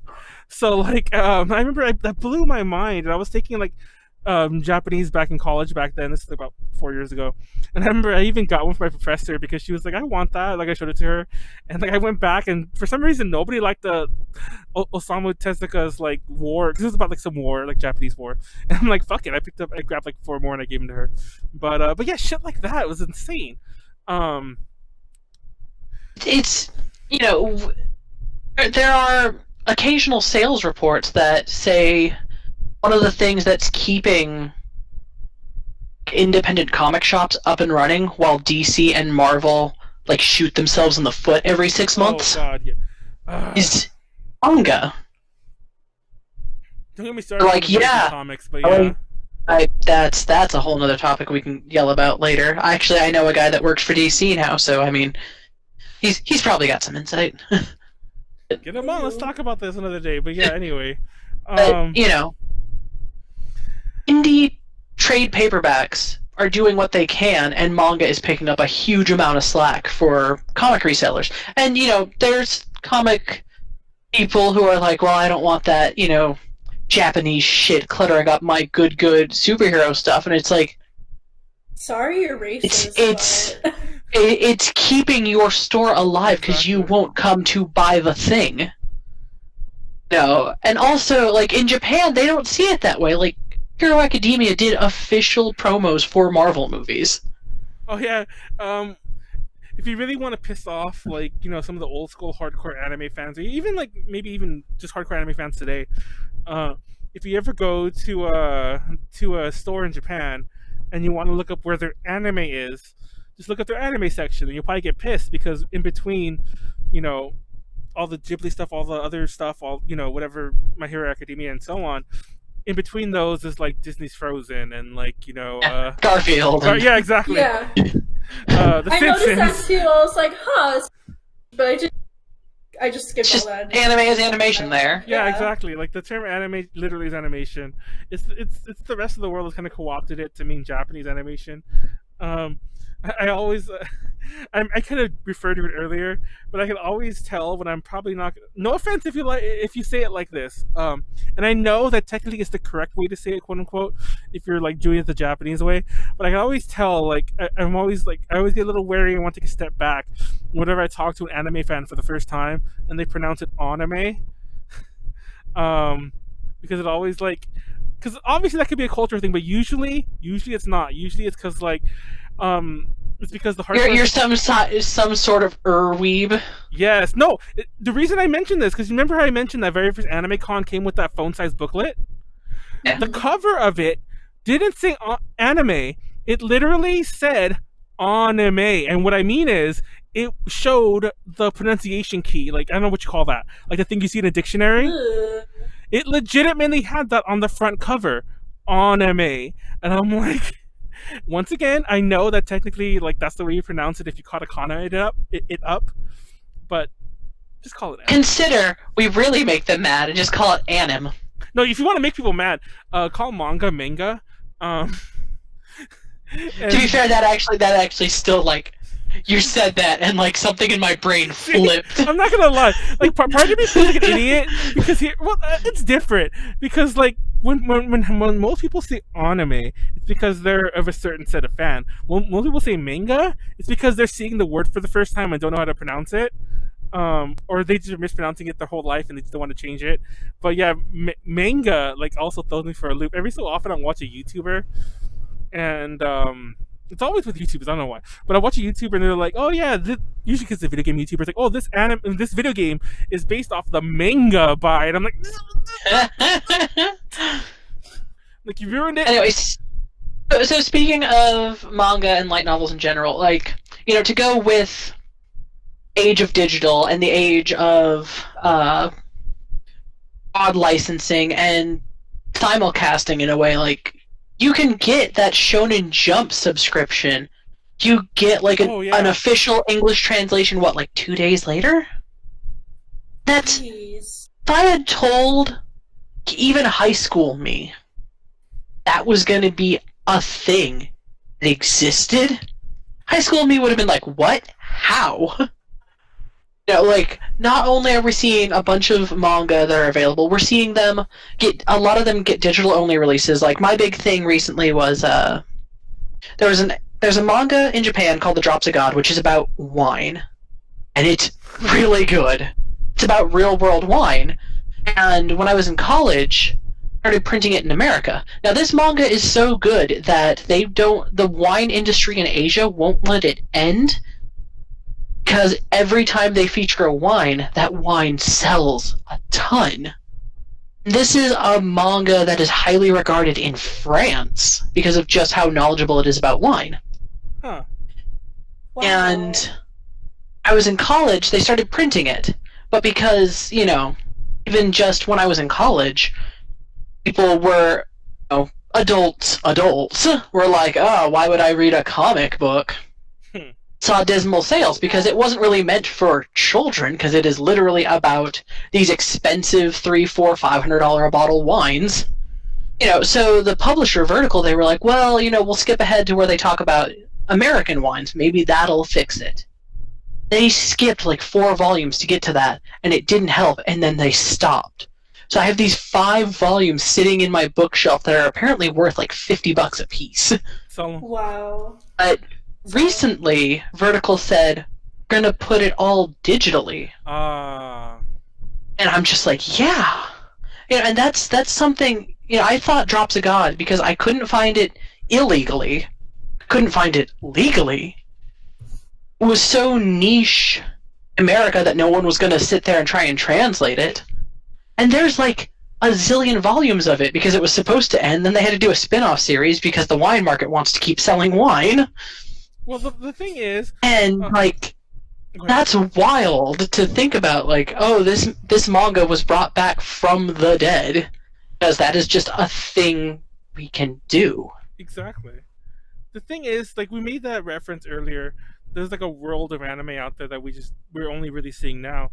I think it's... Even though everyone likes to equivocate, anime being, the Japanese thing, oh, Japan anime, this is their cultural, I guess it's the wrong word, but it's their cultural export. I think manga is far more pervasive in terms of the society. If you ever look sure, you could just say it's just a drawn thing, it's a comic or whatever, but it's still considered manga. Whenever you see instructions for something, it's usually done in a manga fashion. There are literally manga books or how-tos or whatever you can get for everything. You could there's manga that will never see translated. How to draw manga in manga form. No, there's that too, but there's also there's learn Japanese with manga. There's learn calculus with manga. Exactly. There's stuff you get for kids. I'm not even making this up. There are potty training mangas and shit like that. That are the only reason I bring that one up specifically because I remember there's lots of books about manga. They're actually really old though. I think there's a book called Manga. I'm not making this up. And in that book, it mentions some of the ones that are meant for really small children and some that are meant for adults. And by adults, I don't mean porn.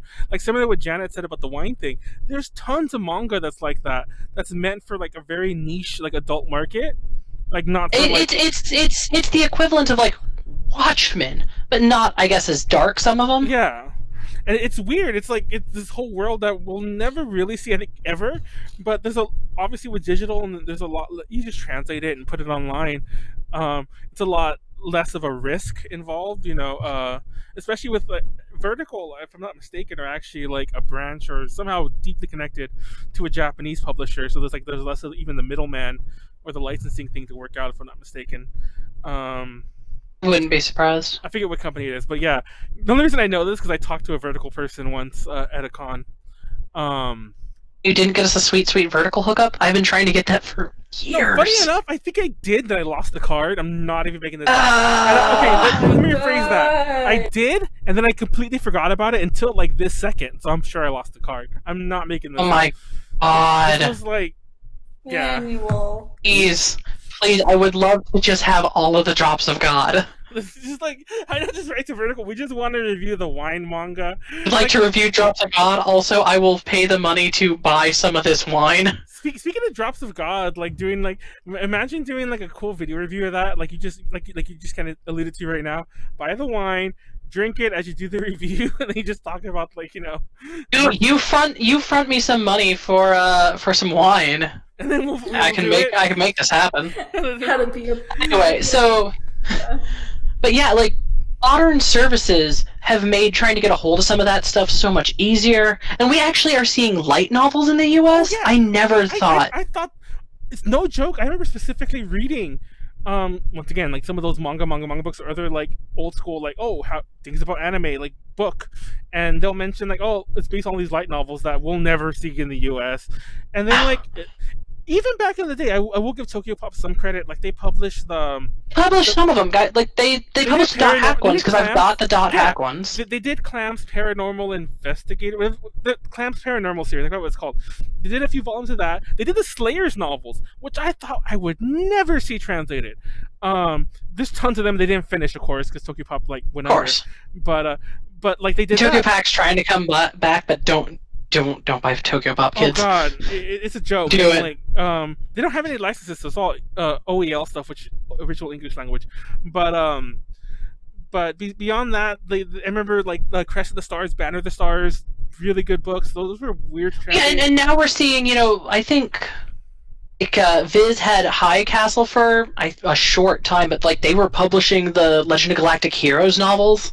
Yeah, like a different company. I don't remember which company. I want to say Del Rey or someone did the Game novels, which is like this huge long running. There've been video games based on it. Huge long running like fantasy book series. There's just tons. I can't believe light novels are a thing. Unfortunately, similar to manga, they're meant to be consumed and like there's no way to put this. They're meant to be like consumed and moved on with. So a lot of these series are really, really, really long running. And like, even though you may love the series, it's very unfeasible to bring over 40 volumes of like a light novel series. However much you want to love it, or however much a publisher wants to do it. Digitally, I guess. I mean, it's better now because like so many of them aren't even bothering with actual print copies in the Western markets. There's like this is available digitally. I am too because I am a stickler for physical media. I'll say this I like something physical in my hand. Like, I'll say this I right have now. physical copies of BoJack Horseman because I don't trust Netflix to keep it around. No, I'll say this right now. As being the oldest person here, I'm the person who I just mentioned earlier. I was kind of like buying all the physical media I could get my hands on. But as the years went on, especially as the past like 5 years or so went on, I'm like, I have too much stuff. And then the more I thought about it, the more I'm like, maybe because I have too much stuff, it's like it got so hard to watch anime on DVD or on Blu-ray. I would download bootlegs, which I don't know, technically would still be illegal, but is it illegal because I own it? But I would download. It's like, now I'm in a weird spot. Yeah, well now it's definitely illegal because I sold them. But at the time, I would download a show and watch it like that because it was simpler than digging out the DVD and watching it. Especially if I wanted to watch like two shows at once, not at once, but like concurrently, like 5 episodes of this, 5 episodes of that, and so on. Similarly with the books, it got to the point when I didn't want to dig up that fantasy novel I wanted to read again. I just went on Amazon and I'm like, oh, it's $3, or usually, I'm not gonna lie, they are more expensive usually, but like I'll get lucky and I'm like, fuck it, I'll just buy it. I'll buy it digitally, and I'll just like read it. It's much easier to me. That goes for everything. I actually been trying to get rid of all my physical media. I sold all my manga recently. I still have my Slayers novels. Funny enough, I raved about them, but I sold like everything else. Like literally like 1,000 volumes. That's how much I had. By the way, I sold thousands of DVDs. Like that's how much I had. Admittedly, like I was mild hoarder. Like I didn't have it here, which is part of the issue. I had to really get rid of it, but it was mild hoarder status, and I was just like, I need to get rid of all this, and I just did. No, I love physical media because I do not trust digital media to necessarily exist in the next... Because of how licensing is, I don't trust my digital media to necessarily always be there. Well, then you could always do the piracy route. I know, but back it up yourself. Like if I can just have it, it does make me feel better. My mom is like, why do you buy a book? Why do you buy this thing when you can watch it on Netflix? I'm like, because God forbid it not be there anymore. It's funny Yeah. because I bought Avatar: The Last Airbender on Blu-ray like 6 months ago because you could not watch it legally anywhere. really, I didn't know that Avatar of all. It's gonna be put on Netflix soon, which is cool, and everyone should watch it. It's actually another kind of like, oh wow. All the kind of American attempts at anime, it was probably one of the better ones. It's also just a very good show. But, I don't trust not having the physical media sometimes. Like I said, I bought BoJack Horseman on Blu-ray, and that's a Netflix original, and I don't think Netflix will ever get rid of it, but who knows? You never know. If they got rid of Friends, they can. Well, Netflix. Fun fact: I used to always think that label. I don't know what to call it. Their created shows would never go anywhere. And to be fair, I don't think Netflix has ever have. But Shudder used to have a series called Slasher, and it was it's kind of like American Horror Story in terms of it's different seasons, different plots, but each season would be its own slasher series. And slightly off topic, but TLDR, that was a Shudder series for 2 seasons, and then they sold it to Netflix, and Netflix did the 3rd season. Apparently, they're doing more. But my point is, you similar to what Janette said, that was the first time I'd ever seen that happen, a show transfer between services that weren't this isn't like Disney Plus and Hulu where they're the same parent company. This is literally I don't want this show anymore. Here, you have it. So yeah, Netflix could very well get rid of their shows that I'm getting at. So you do have a right to be worried. I don't think I've seen. I don't think I have seen. House of Cards. Well, I think long time. Somebody might is it still there? Is it still on Netflix? Is it still around? There used to be a Would show. not be surprised. There used to be a show I used to watch on Netflix called Hemlock Grove. I only watched the first season. I think there's 3. And fun fact, the main character in Hemlock Grove was a character from Degrassi, which is actually one of the reasons I started watching it. Because I'm oh, look, it's the character from Degrassi. And now he's a witch or something. I don't know. But anyway, my point is, I haven't seen that show in a while. I know it got canceled. I haven't seen that show on Netflix in a while. Is it still there? Is it gone? Did they get rid of it? Who knows? Who knows? But let's move on to we killed a lot of time with those first 2 topics. We don't have time for all the others, but let's kill time with anime merch availability and bootlegs. Oh my god. Ooh. Oh man, about that. Ami Ami and Hobby Link Japan and CD Japan and J-List and even some of the more weird offshoots like Sugoi Mart and all these things, you can just buy the thing. You ain't gotta try and find it secondhand. You ain't gotta go to a con and maybe buy a bootleg.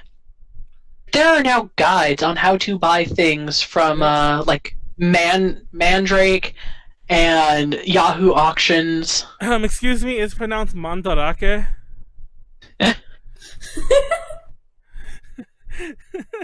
I knew as soon as I said it was wrong, and I just kept going. I knew I had to correct you. I knew you were gonna know that I was gonna correct you, but I just want to keep running on that joke and get all defensive, even though I just talk crap about people who say anime. But anyways, go on. But yeah, in addition to being able to buy or find some legal way to obtain anime and manga, Target sells Nendoroids and Figmas. Dude, I did not know that until you mentioned it, but they do. I was like, what the fuck? I was asking another friend of mine, yeah, where you been? To be fair, I haven't gone to a Target in about 2 years. I used to go to Target a lot, relatively, the tail end of 2018, so I guess kind of recently. Not so much that I'm a crazy hermit, I've been obviously because of the quarantine, but more so because I just don't. I've adopted a digital life long before anyone else has, apparently, and I stopped shopping in retail stores a long time ago. Oh man, see, I like getting out of the house, so this quarantine's actually been kind of rough. Yeah, the quarantine's only rough for me because it's it's different between like not going outside. Like I barely went outside, but not going outside at all. That's a whole different topic. But yeah, but when I would go to Target, like I would see a lot of like I usually only go for like exclusive stuff. But I didn't know they had Nendoroids and fucking like Figmas. That's insane. I remember like Nendoroids, Figmas, like them and Walmart sell, officially licensed like anime T-shirts sometimes. Oh yeah, you can find the Blu-rays. Sometimes you can find the manga. It's wild how much more readily available this stuff is beyond just like Pokemon. Yeah, back in the day, the only place that really like went in head like balls deep. I just had to say that. I don't know why I chose that. I was starting to say head in, but I decided to say balls deep instead. The only place that went balls deep into the whole like anime merch game was like Funko, Sam Goody, that whole like empire, whatever you would call them, Tower Records, all that. And then like Best Buy and Fry's would have big sections of like or anime DVDs. But I remember specifically like there were a lot of like toys and figures that were exclusive. By the way, you want to piss someone off, call a figure a toy. But there are a lot of toys and figures that were exclusive to like Sam Goody and all those kind of stores. And I think Sam Goody's the parent company, and to all the other like Suncoast Seas and all the places. But I remember Love Hina. I used to love Hina and Chobits. And both of those series had exclusive figures that were available only at Sam Goody stores. Like they were printed on the packaging and everything. What? Yes. And I still have a bunch of them, and some of them were actually equivalent.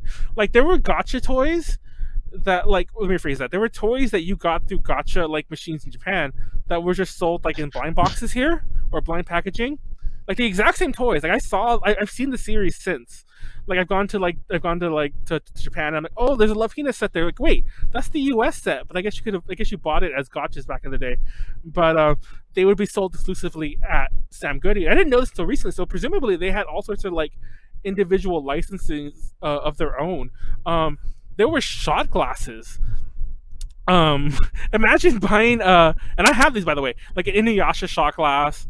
I'm trying to think of a Tenjo Tenge shot glass. I remember having that one.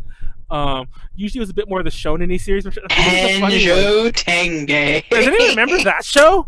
It's weird. You mention it, and it was just mentioned the other day, like in a different Discord I was in. Oh, really? Like oh my goodness. Like, I don't know why that title of all, because there's tons of shows I've been trying to remember. I've been trying to remember, and I can't get their names like to come out. But that one show. Like, I remember, because I have the shot glass, I remember, I don't think I've ever even seen it. I just seen it around all the time back in the day, and I bought the shot glass. It was like $1.88, it was on clearance. And I just remembered, like, that show just popped in my head immediately. But yeah, there was a ton of merch like that. And, like, Suncoast also sell, like, posters, like, not wall scrolls, but, like, posters. Like, I actually still own, like, official Cowboy Bebop posters I bought from there.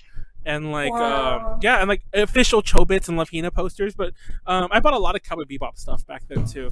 And I don't think I ever saw a Cowboy Bebop shot glass, even though that seems like it would totally make sense. That seems like of all the shows. Yeah, and I think that I know Sam Goody had their own music label, and they would release like their US versions of certain anime soundtracks as well. Don't ask me why I know this, except that I used to always shop at Sam Goody. I used to have the little, what do you call that card? Like loyalty card or whatever.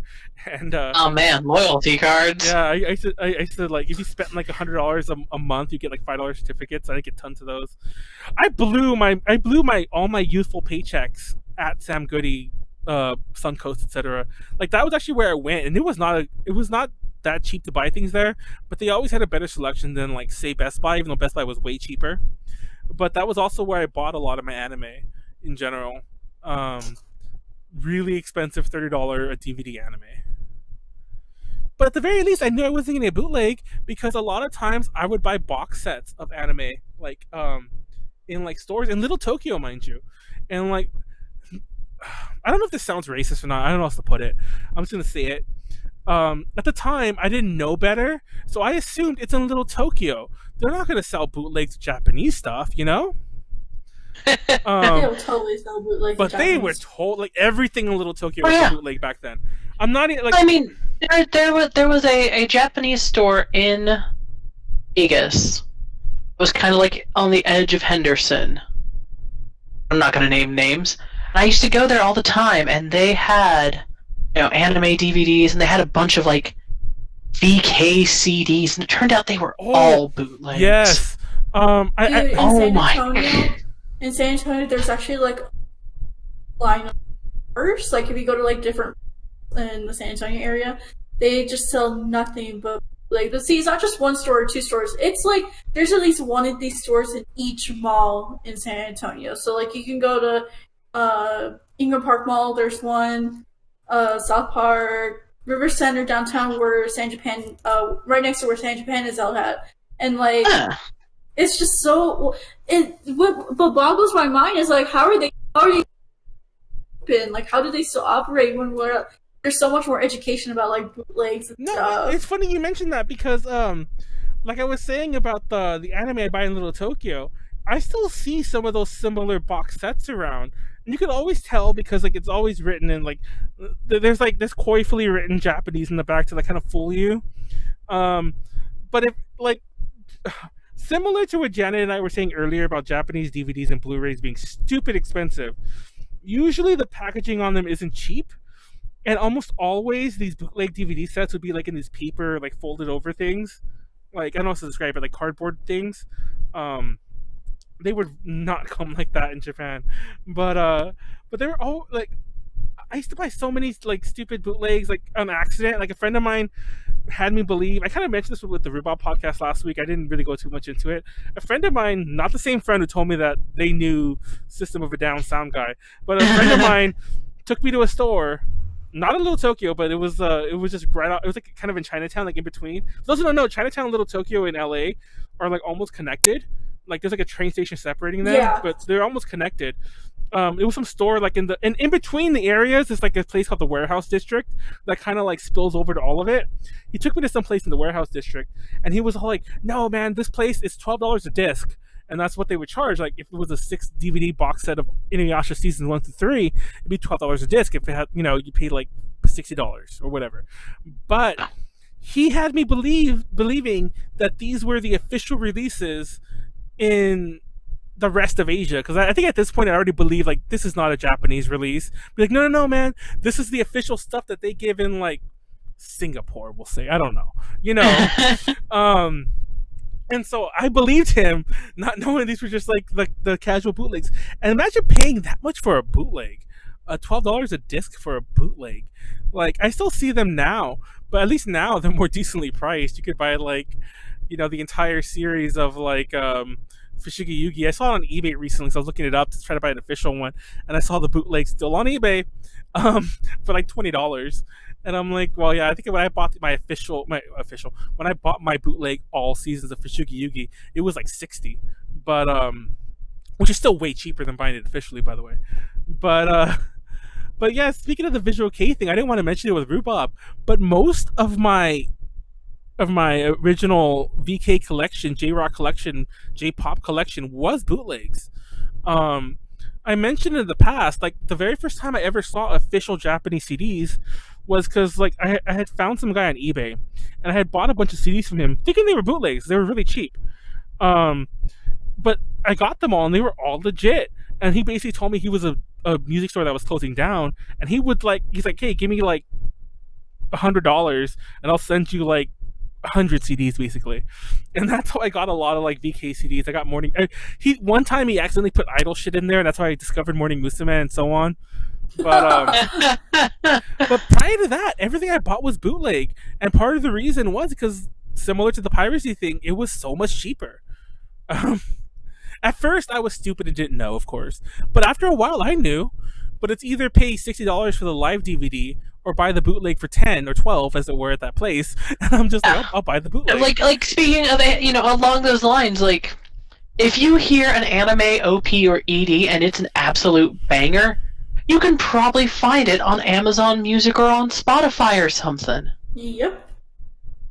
Oh my god, you can find Arashi on Spotify now. Yep. Well, we actually mentioned what a wild world we live in. The day Hello Project comes to Spotify is the day I believe we've reached our peak when it comes to streaming music. I'll have my little 10-second aside here because I mentioned this at the beginning of the year podcast, the one we did with Hina and Jasmine, that when Johnny I can't remember his fucking last Johnny Kitagawa died from Johnny's. He's a horrible person. It freed Johnny's though. No, it did, and you want to know why? It's not even so much that it freed Johnny's. It did free Johnny's, but there's a thing in Japan, not to get too political and too crazy here, called the Jazz Rack. And it's like the Japanese Artists Association for Arts Songwriters, blah blah blah. And it basically is there's this governing body of like old music producers in Japan that basically is like, we don't want our stuff released outside of Japan. We want it controlled like crazy. And Johnny Kitagawa was one of the people who's holding it up. There's a couple other pretty big names. One of them is Koichi Sugiyama, the composer for Dragon Quest of all people. He's actually a very famous composer in his own right, like for film. Even though he does Dragon Quest is him slumming it. It's him being like, he's a very old man. It's like he was like in his 50s, I think, when he started doing Dragon Quest in the 80s. He's old as fuck, but he's one of them. And the other one is the head of Upfront. I forget his name. Another old guy who are holding it up for the rest of the world. I don't want to. I got mildly distracted because Dire and Grey put a ton of their older albums up on Amazon Music.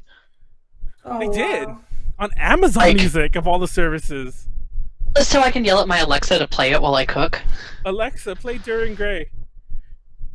I'm weird. You know what she goes? She goes, "Here is your music by Dire and Grey, Amazon Music." Stop. Alexa, play AKB48. No, stop. It's funny when you ask her to play AKB48. Okay, let me see what's on. When you ask her to play AKB48, she mostly plays Sugar Rush, that song from like Wreck-It Ralph. I hate. Oh my I god, hate it too. That's the only song that they ever put anywhere. I think she does know a couple actually, others, but it's always like Sugar Rush is like one of like the 5 songs I guess that are on there. So Sugar Rush is always like, the only AKB album they have on their set list grades 2006 or 2000. Yeah, and it has like everything from their first single to like a couple of like theater songs, and that's it. Yeah, I was gonna say I think Scared Hirari's on there, but that's about it. I mean, I know personally, like, but anyway, but yeah, bootlegs are crazy. Figure bootlegs. Now, Janet, it might still be there because I went to Vegas with Eunice to go. I think it was the year we met you. Actually, it wasn't mentioned. I already said her by name. But anyways, I went to Vegas with Eunice to go to Otakon Vegas. I believe it was the year we met you, and I want to say it was in Circus, and in the middle of Circus, there was like kiosks, like that sell like stuff like random shit. Yeah. One of the kiosks had anime merch, and not a single thing in there was official. Amazing. All bootlegs. Surprising. And I actually used to run a panel on like bootleg, or like figure collecting and bootlegs, and like. It's so interesting that bootlegs are still a thing. Yeah, like I Good said. Smile still puts out like bootleg watches. Really?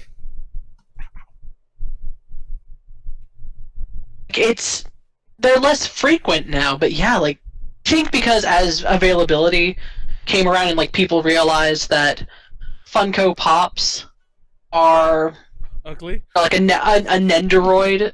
Certain Nendoroids are not that much more than a Funko Pop.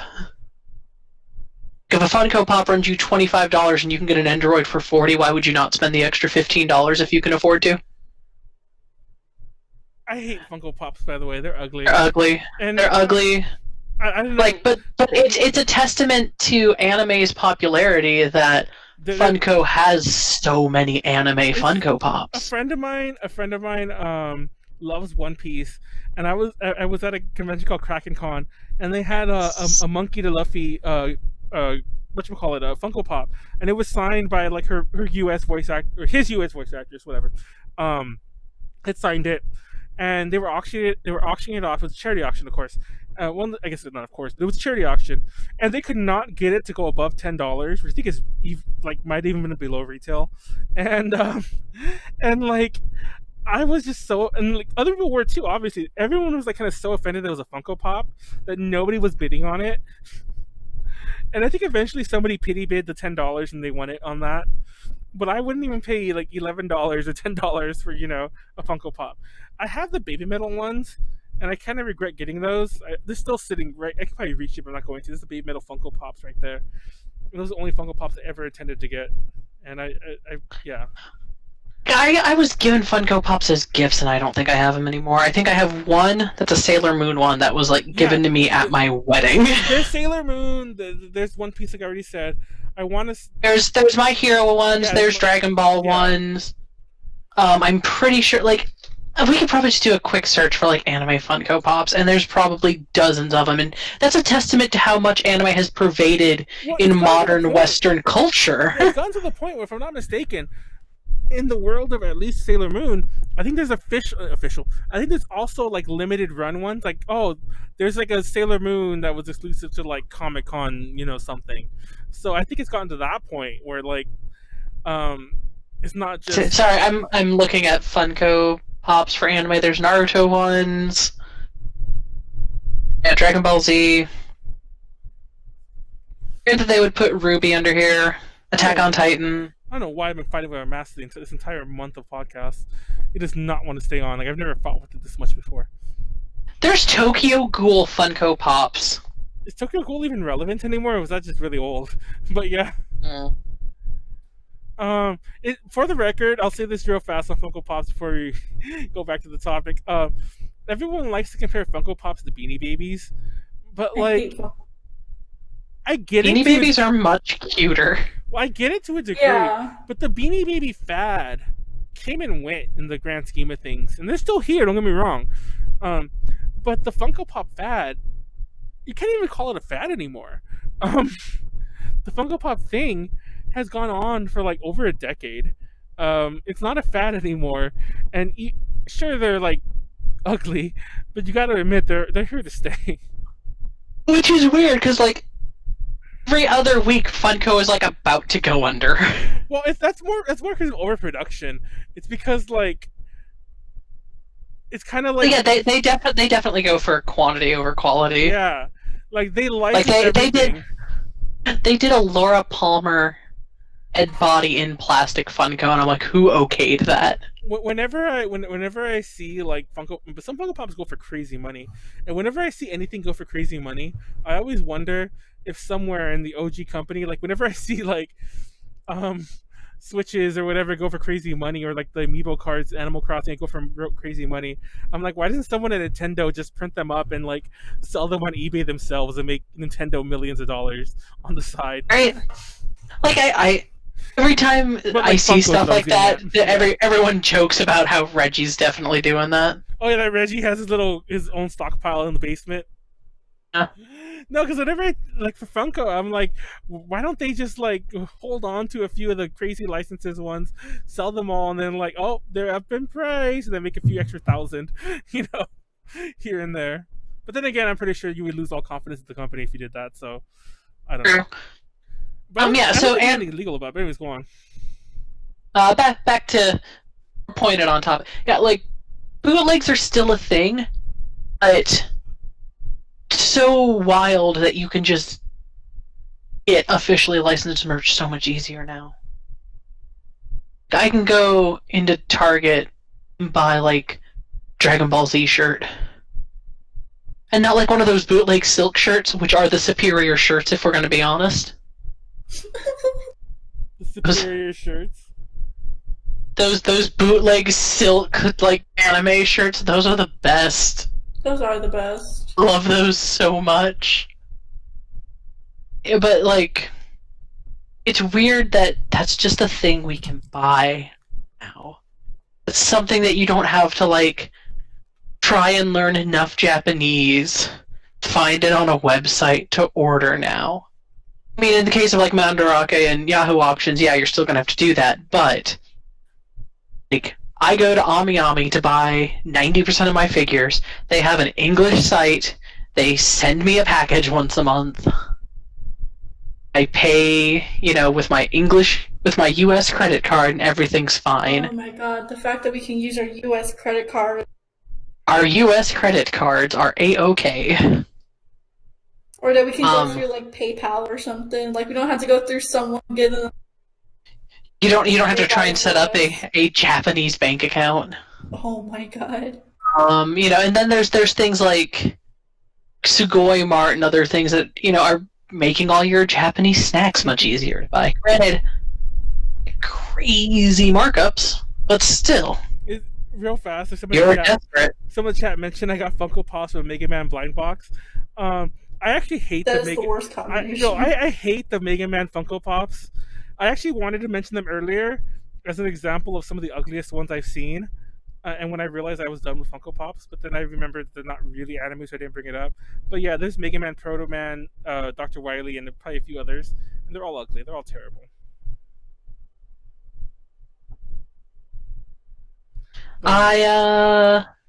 Funkos are bad. But yeah, no, just like there is a store not too far from my apartment, just a standalone store in a strip mall called Anime Pop. Oh, I know that store. That's just a store that can exist now. Can exist, similar. Do fine. There's a similar store to Anime Pop that's actually near my mall too. But can you believe it? I have like 3 total anime stores that are near my house, and I don't live like downtown or anything. Yeah, it's like I live like middle classy, low classy area, and I have like 3 anime stores near me. I live in like the suburbs of Dallas. This isn't even in Dallas proper. It's in a ritzy neighborhood even, and there it is, Anime Pop. I'm just like, not only is it there, it's thriving. And I'm like, what a wild world we live in that like this can survive, or that you can get, like some comic shops that are more open to having like anime stuff in their shops have anime figures in their figure cases along with like their big DC statues and stuff. No, it's funny you guys are mentioning this because like maybe it's probably something relevant to the area I lived in before, like where I lived in back then. I mean to say that I used to sorry, in the chat he mentioned he wasn't defending it. I'm like, he didn't get them by choice. I understood that you didn't like them. That's why I was laughing about like I would hate if I got those in a box. But anyway, it's funny because if anything, like I've noticed a lot of the anime specific stores that used to exist around here have all gone. By around here I mean like the South Bay. Have all disappeared. Like there used to be one like in Lakewood Mall. I think it was also called Anime Pop. Funny enough, I'm sure there was no relation. It's just very obvious 2 words to put together. I already mentioned there was like the old school Book Off, which I think technically still exists, but it's changed a lot. Yeah, there were tons of other anime good stores that I can't remember their names that have all fallen on the wayside. And there used to be a lot of mom and pop video game stores that would also sell like. There's like fashion. Isn't there in Little Tokyo, LA? There's a fashion store. Oh yeah, there's Fickle-ish now. Fashion. But back in the day, there used to be fuck, what was it called? Fairy Tale Boutique. That's not there anymore. Oh, I remember hearing about that one.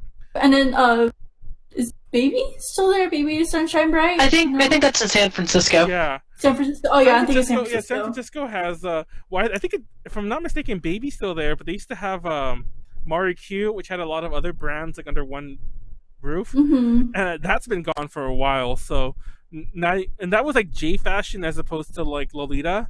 So now, and now in San Francisco you only get Lolita, but now in Little Tokyo you can't get Lolita anymore. You only get J Fashion. So they traded off. But I think it's cool. But I remember like having to browse like the only thing for like J Fashion or like Lace Market and then like secondhand sales on Facebook. There's also now we have like all these online stores like Fake Stars. Oh yeah, Fake Star USA. Like all their go check out Fake Star. They're building Rhubarb. that up. Yeah, for those who don't Rhubarb know, is gonna do we fashion store now. For those who don't know, Fake Star USA is Rhubarb's company, and she was on the podcast last week, and she just started her online store. I think she mentioned that on the podcast. So yeah, I have links to that in the description, both in this one and I'll update last week's and put it in there. And then you know Closet Child, like secondhand J Fashion store. They have an online section for overseas buyers now. Yeah, I couldn't remember their name. Same with Wonderwell. Now it's funny because for those who don't know what Closet Child is, like, could already mention they're a used like fashion store. I love Closet Child. They used. I love Closet Child. I go every time. No, I actually go there to buy, like, I don't go there for J fashion. Besides, like, it's not my cup of tea, and it probably would have fit me anyway. But I go there a lot to buy ties of all things, because you could buy a lot of name brand ties, like designer fashion ties and Japanese brands, but they're like $8, $12, whatever. And you can also buy jewelry there pretty cheap. There's a certain Closet Child I went to in Ikebukuro. It was like on Otome Street, I think, and their VK section. Oh, I know exactly what you're talking about too. Yeah, I actually didn't know that one existed until like I got off on the wrong exit. For those who don't know, Ikebukuro Station is huge, and I got off on the wrong exit, and I'm like, oh, there's a Closet Child here. But yeah, their VK section is huge. Their VK section was huge, and I was like, I know a lot of people like this. And then they had like it took up like at least a quarter of the store, and like in most other like Closet Childs, especially like the ones in Harajuku or in Shibuya, usually the VK section would be like this little table. Yeah. All over. Have you ever but been no, to this Japan, is like the hugest one. Janette? No, I'm hopefully going next year for a wedding. So. Oh, okay. Hopefully that wedding. Was the wedding postponed by chance because of things going on? No, it was supposed to happen next year. So we're hoping.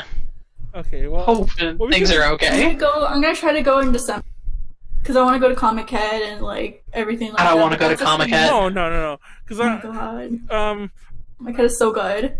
No, don't get me wrong about wanting to go to Comic Head, but I'm saying I think I'm done with like face to back level crowds for at least 2 years until like the Rona is completely gone. But that's a topic for another day. But yeah, bootlegs are still a thing.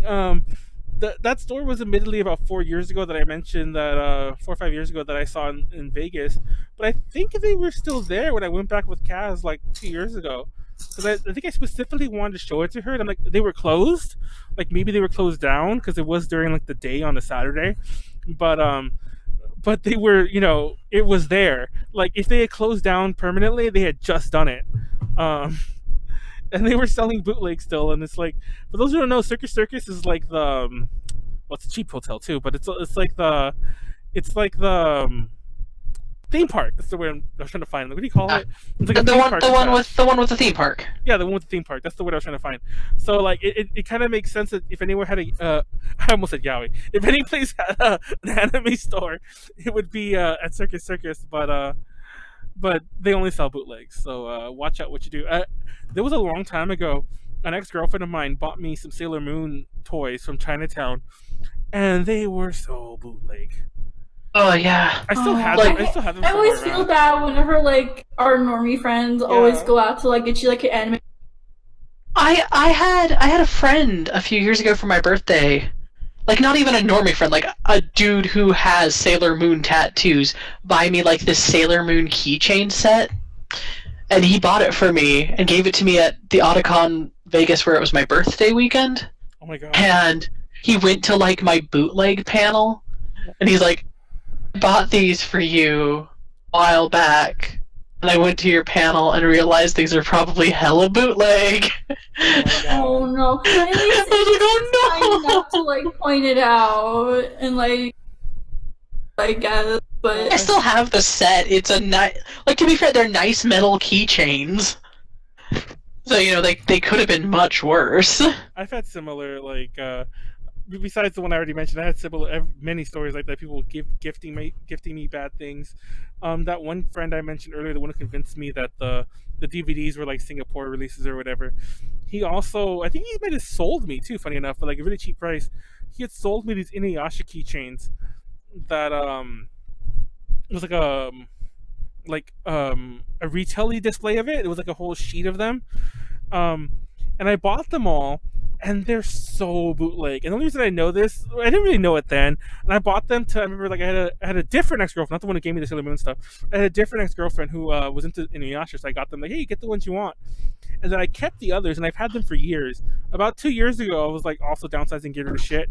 And I saw them for the first time in like over 10 years. And I was like, these are so fucking bootleg. It was like first of all, they'd already faded. but you could tell that it was just a printout that was between like the most generic of like keychain quality ever. Um, but yeah, I've had I actually got rid of almost all my bootlegs around that time. I wish I still have the Sailor Moon ones. I thought those were funny to keep because they're so bad. Like like one of them, like they kind of come apart in pieces like the way some gotcha figures do. But this one doesn't go together right, and she like has no crotch. Like I don't know how else to put it. Like because it's a skirt. It's like Sailor Venus. I want to say it is. But she has like no crotch. It's like the little thing with the hole, and you put the legs in, and that's it. I don't know how to describe it. There's like nothing covering it, like at all. It's just there. She physically has no crotch, and her skirt's short enough that you could see it like looking straight ahead. And I'm like, how did no one notice that she's like wrong? I'm thinking about, so when I was in college, my mom went to Japan, and she was trying to buy me some figures while she was there. And I remember she's like, yeah, they have all these ones that are like the Hong Kong version. I'm like, Mom, that is a bootleg. Don't you buy that. And then she bought me like a bootleg Nami anyway, and I don't watch One Piece. I don't like Nami. She's got the bends so bad. Oh my god. This is actually a weird point. Like I've been to Taiwan. I spent a month in Taiwan 2017, and I actually went again in secret last year. Don't tell anyone. But but yeah, Manuel doesn't tell people. But what was I getting here? Oh, the very first time I went, which was actually before 2017, I remember I was like so obsessed with finding bootlegs, and not like I wanted to find them, mainly video game ones, I'll admit, but I was purposely going out to buy bootlegs. I wanted to find all the terrible stuff. And for those who don't know, a lot of the bootleg market, especially when it comes to like to gaming or anime merch, actually, even though they're called the Hong Kong versions, they're usually Taiwan. For those who don't know, Hong Kong was actually like a British controlled like what's the word, place for until like the late 90s, whereas Taiwan was always kind of like the true pirate island, so to speak. So a lot of bootlegs, very famous, like everyone knows Titanic because of the JonTron video. That's a Taiwanese game. All those Harry Potter bootlegs you get on those, all the Harry Potters and Angry Birds and Street Fighter games you get on those really bad NES things you buy in the mall. Those are usually from Taiwan. But I went there looking for all like the bootlegs I could find, and apparently there was like I don't want to say a law, but there was like a thing passed about 10 years ago to rid the country of bootlegs. So they got rid of pretty much all of them, and I found it so sad. So if you're a bootleg collector, like I kind of want it to be, it's really hard to find it. And if you have bootlegs, you should keep them. That's what I'm getting at, and not throw them away like I did, except for my Sailor Moon ones. They are kind of fun. I think they're amazing. Like if you know what you're getting, and believe it or not, there's some bootlegs, especially in the gaming world. Not to keep going back to that, that are quite expensive because they're sought after bootlegs. If that makes any sense, at all when you put it together. But yeah, like, does anyone know? There's the Russian Famicom, the Dendy, that goes for a ton of money because it's like the bootleg Nintendo console. Anyway. I watch a Russian YouTuber. It's like no fuckers is the name of his channel, but it's like without the vowels. Getting demonetized anyway. Anyway, do we have any more to add? I didn't realize we've already gone over 2 hours. I'm good. I mean, on this topic, I think. On this topic, yeah. So let's move on. I think this will be our last. Oh wait, we have 2 more. Which of these do I want to cover? Actually, we'll just do them both because they're kind of similar. Can we rush it? Because I have a meeting. Oh my god. Anime Roll. For what? With Jillian, we're planning something big that I can probably announce on the next podcast. Oh my god. Anyway, we'll make it fast. Anime World now. Besides, I don't know why the stream's lagging suddenly out of nowhere. But 2 things. Y'all have it easy now. There are movies being released in the US. Premieres that are happening. Some actually happen here first, especially at least the Anime Expo. There have been world premieres of animes here first. I thought we would never live in a day where we see that. But also similarly, there's a lot of big name collaborations. Janette, you mentioned that there is a Naruto. What is it? Coach brand? Coach.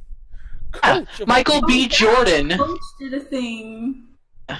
I think there've been others. I can't remember all the others, but JoJo. Well, it's not really like I guess it's like Italian brand, but like JoJo did a collaboration with like a very big luxury brand. I forgot who it was, but that was a cool collab too.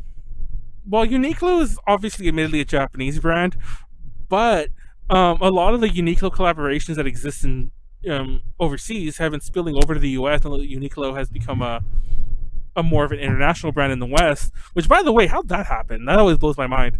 But like, I remember the Uniqlo One Piece, the collab, like made it to like U.S. stores, and I was like, oh my. So, speaking of the collabs, so when they did the first Metal Gear Solid collaboration, only way to get it in the U.S. was either to import it, or you had to be in New York City and go to one of the 2 stores that had them. I was there at the tail end of when they had them in stores. I bought one of their shirts. And like a year later, I was at an event where Kojima was at, and I saw him on the show floor. I, kind of flagged him down, told him I was really excited about Metal Gear Solid 5, and he's like pointing at my shirt because I was wearing it.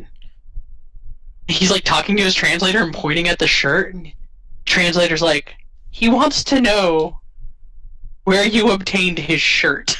Because he's very excited to see someone in America wearing it.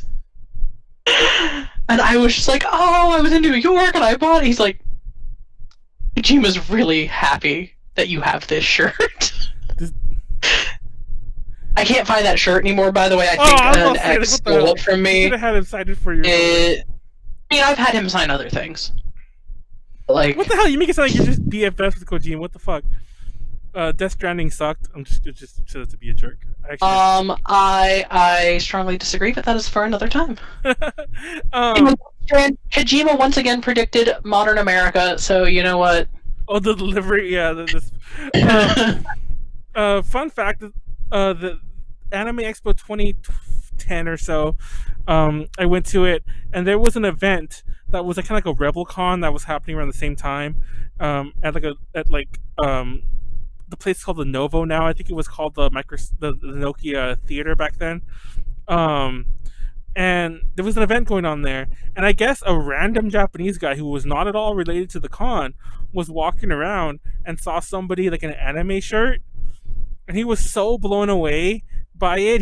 He asked to take a picture of it. It's like a friend of mine works for the company that not even like that company. A friend of mine works for a company that produces Japanese animation. Like, he said this all like in broken English with a friend of his, like helping him speak English. Not so much a translator, but helping him along. And like, it's so amazing to see people wearing anime stuff here. And the whole time I'm like, does he not know what's happening this weekend? Because it was clear. Yeah, probably not. Yeah, it was clear that he probably was in on maybe business for other business, and he just like, oh shit, like he picked a crazy weekend to show up. Like I mentioned this, like this is really off topic, but I'll just be really fast. I mentioned it one time. There was a school trip happening, a Japanese school trip. There was this whole class that was there eating like dinner at this hotel, and then like they didn't realize that there was a convention happening at the same hotel. It was PMX like 2010 or something.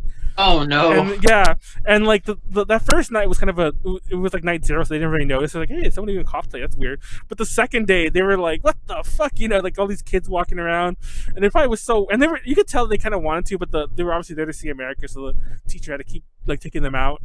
So yeah, but it was just funny. Yeah. So yeah, like the modern anime world, other things. It's like there's the movies, like not just the movies, but the movies shown subtitled with like special promo things. Like a couple years ago, they even showed like one of the Sailor Moon musicals in movie theaters as a special event.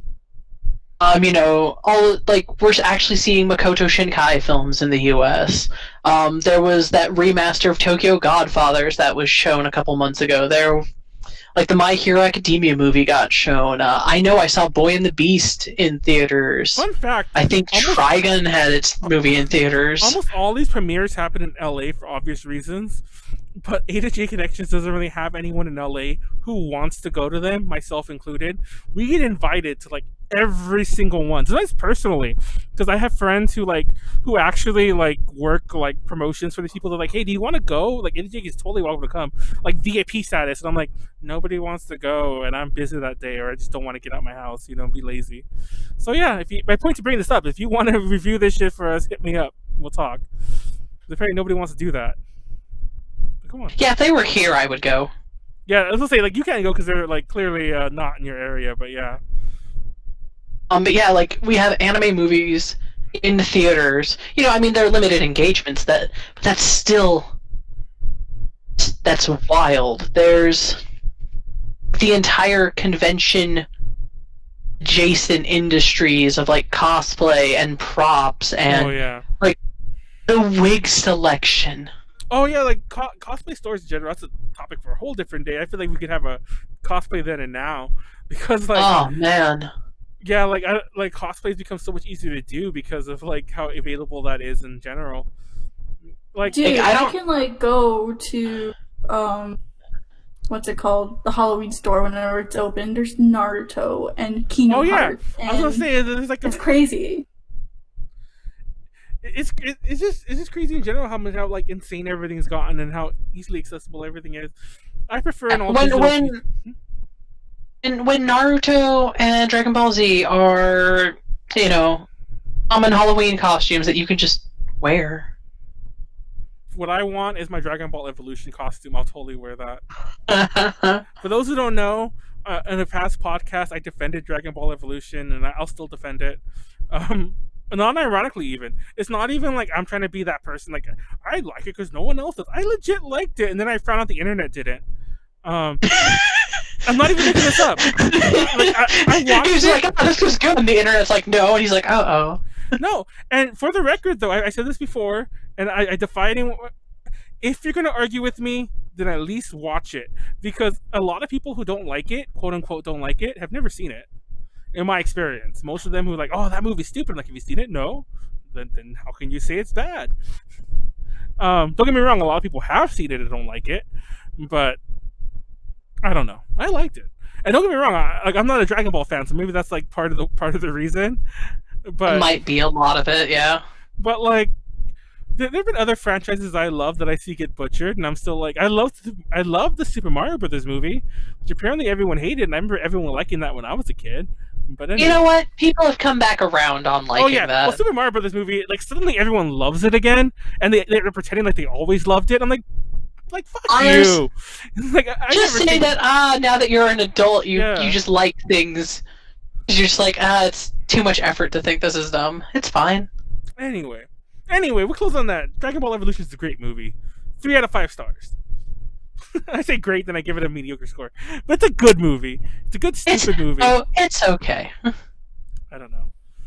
I liked angsty and angsty Hot Topic Goku too. There, I said it. So I mean, so did you watch the Netflix Death Note? Because that sounds right up your alley. It's funny. So bad. Because I didn't like it for different reasons, but I didn't dislike it because of the angsty Hot Topic. What the fuck's his name? But yeah, I didn't dislike it because of those aspects. I just thought it was a waste of Willem Dafoe. I just didn't think it was a good movie. Like, it just wasn't good. Yeah, I just didn't think it was fun. That's the better way to put it. Like, but in regards to anime world now, let us think about the fact that there are Western live-action, big-budget adaptations of anime. There's several of them, and there's more in the works. There's fucking Battle Angel Alito of all the fucking, not so much like it's terrible, but of all the fucking unknown mangas out there. That of all there was big budget Ghost in the Shell that we don't like to talk about. I forgot about that one. Good God, I forgot that even happened. Akira's never getting made because that's in development hell forever. What else is there? Oh, there's the Guyver. There's the Guyver with Mark Hamill. There's the North Star. The North Star. There is the Cowboy Bebop show that they keep saying is going to happen. We cast everybody. I'm like, doesn't mean shit. It's funny because we interviewed one of the writers from Cowboy Bebop on a different interview we did a long time ago. We actually couldn't include that question because he asked us not to, but we were asking about the Netflix show, and back then there were the rumors that Ayn wasn't going to be a corgi. Apparently those just rumors, but we asked him about that. And he was very upset. He's like, first of all, I wanted to be known. All the translators. But first of all, I wanted to be known. I have nothing to do with the Netflix show, and I'm not on it. But if they're gonna change the corgi, I'm very upset. But yeah, yeah, like just to see how much anime has just kind of like seeped into the West and how much more acceptable and accessible it is, and just like even the most podunk town probably is within an hour of an anime convention. I just noticed that. Did you mute yourself or did I mute you? She muted herself. Oh no, because for those I'm listening to my meeting. I'm sorry.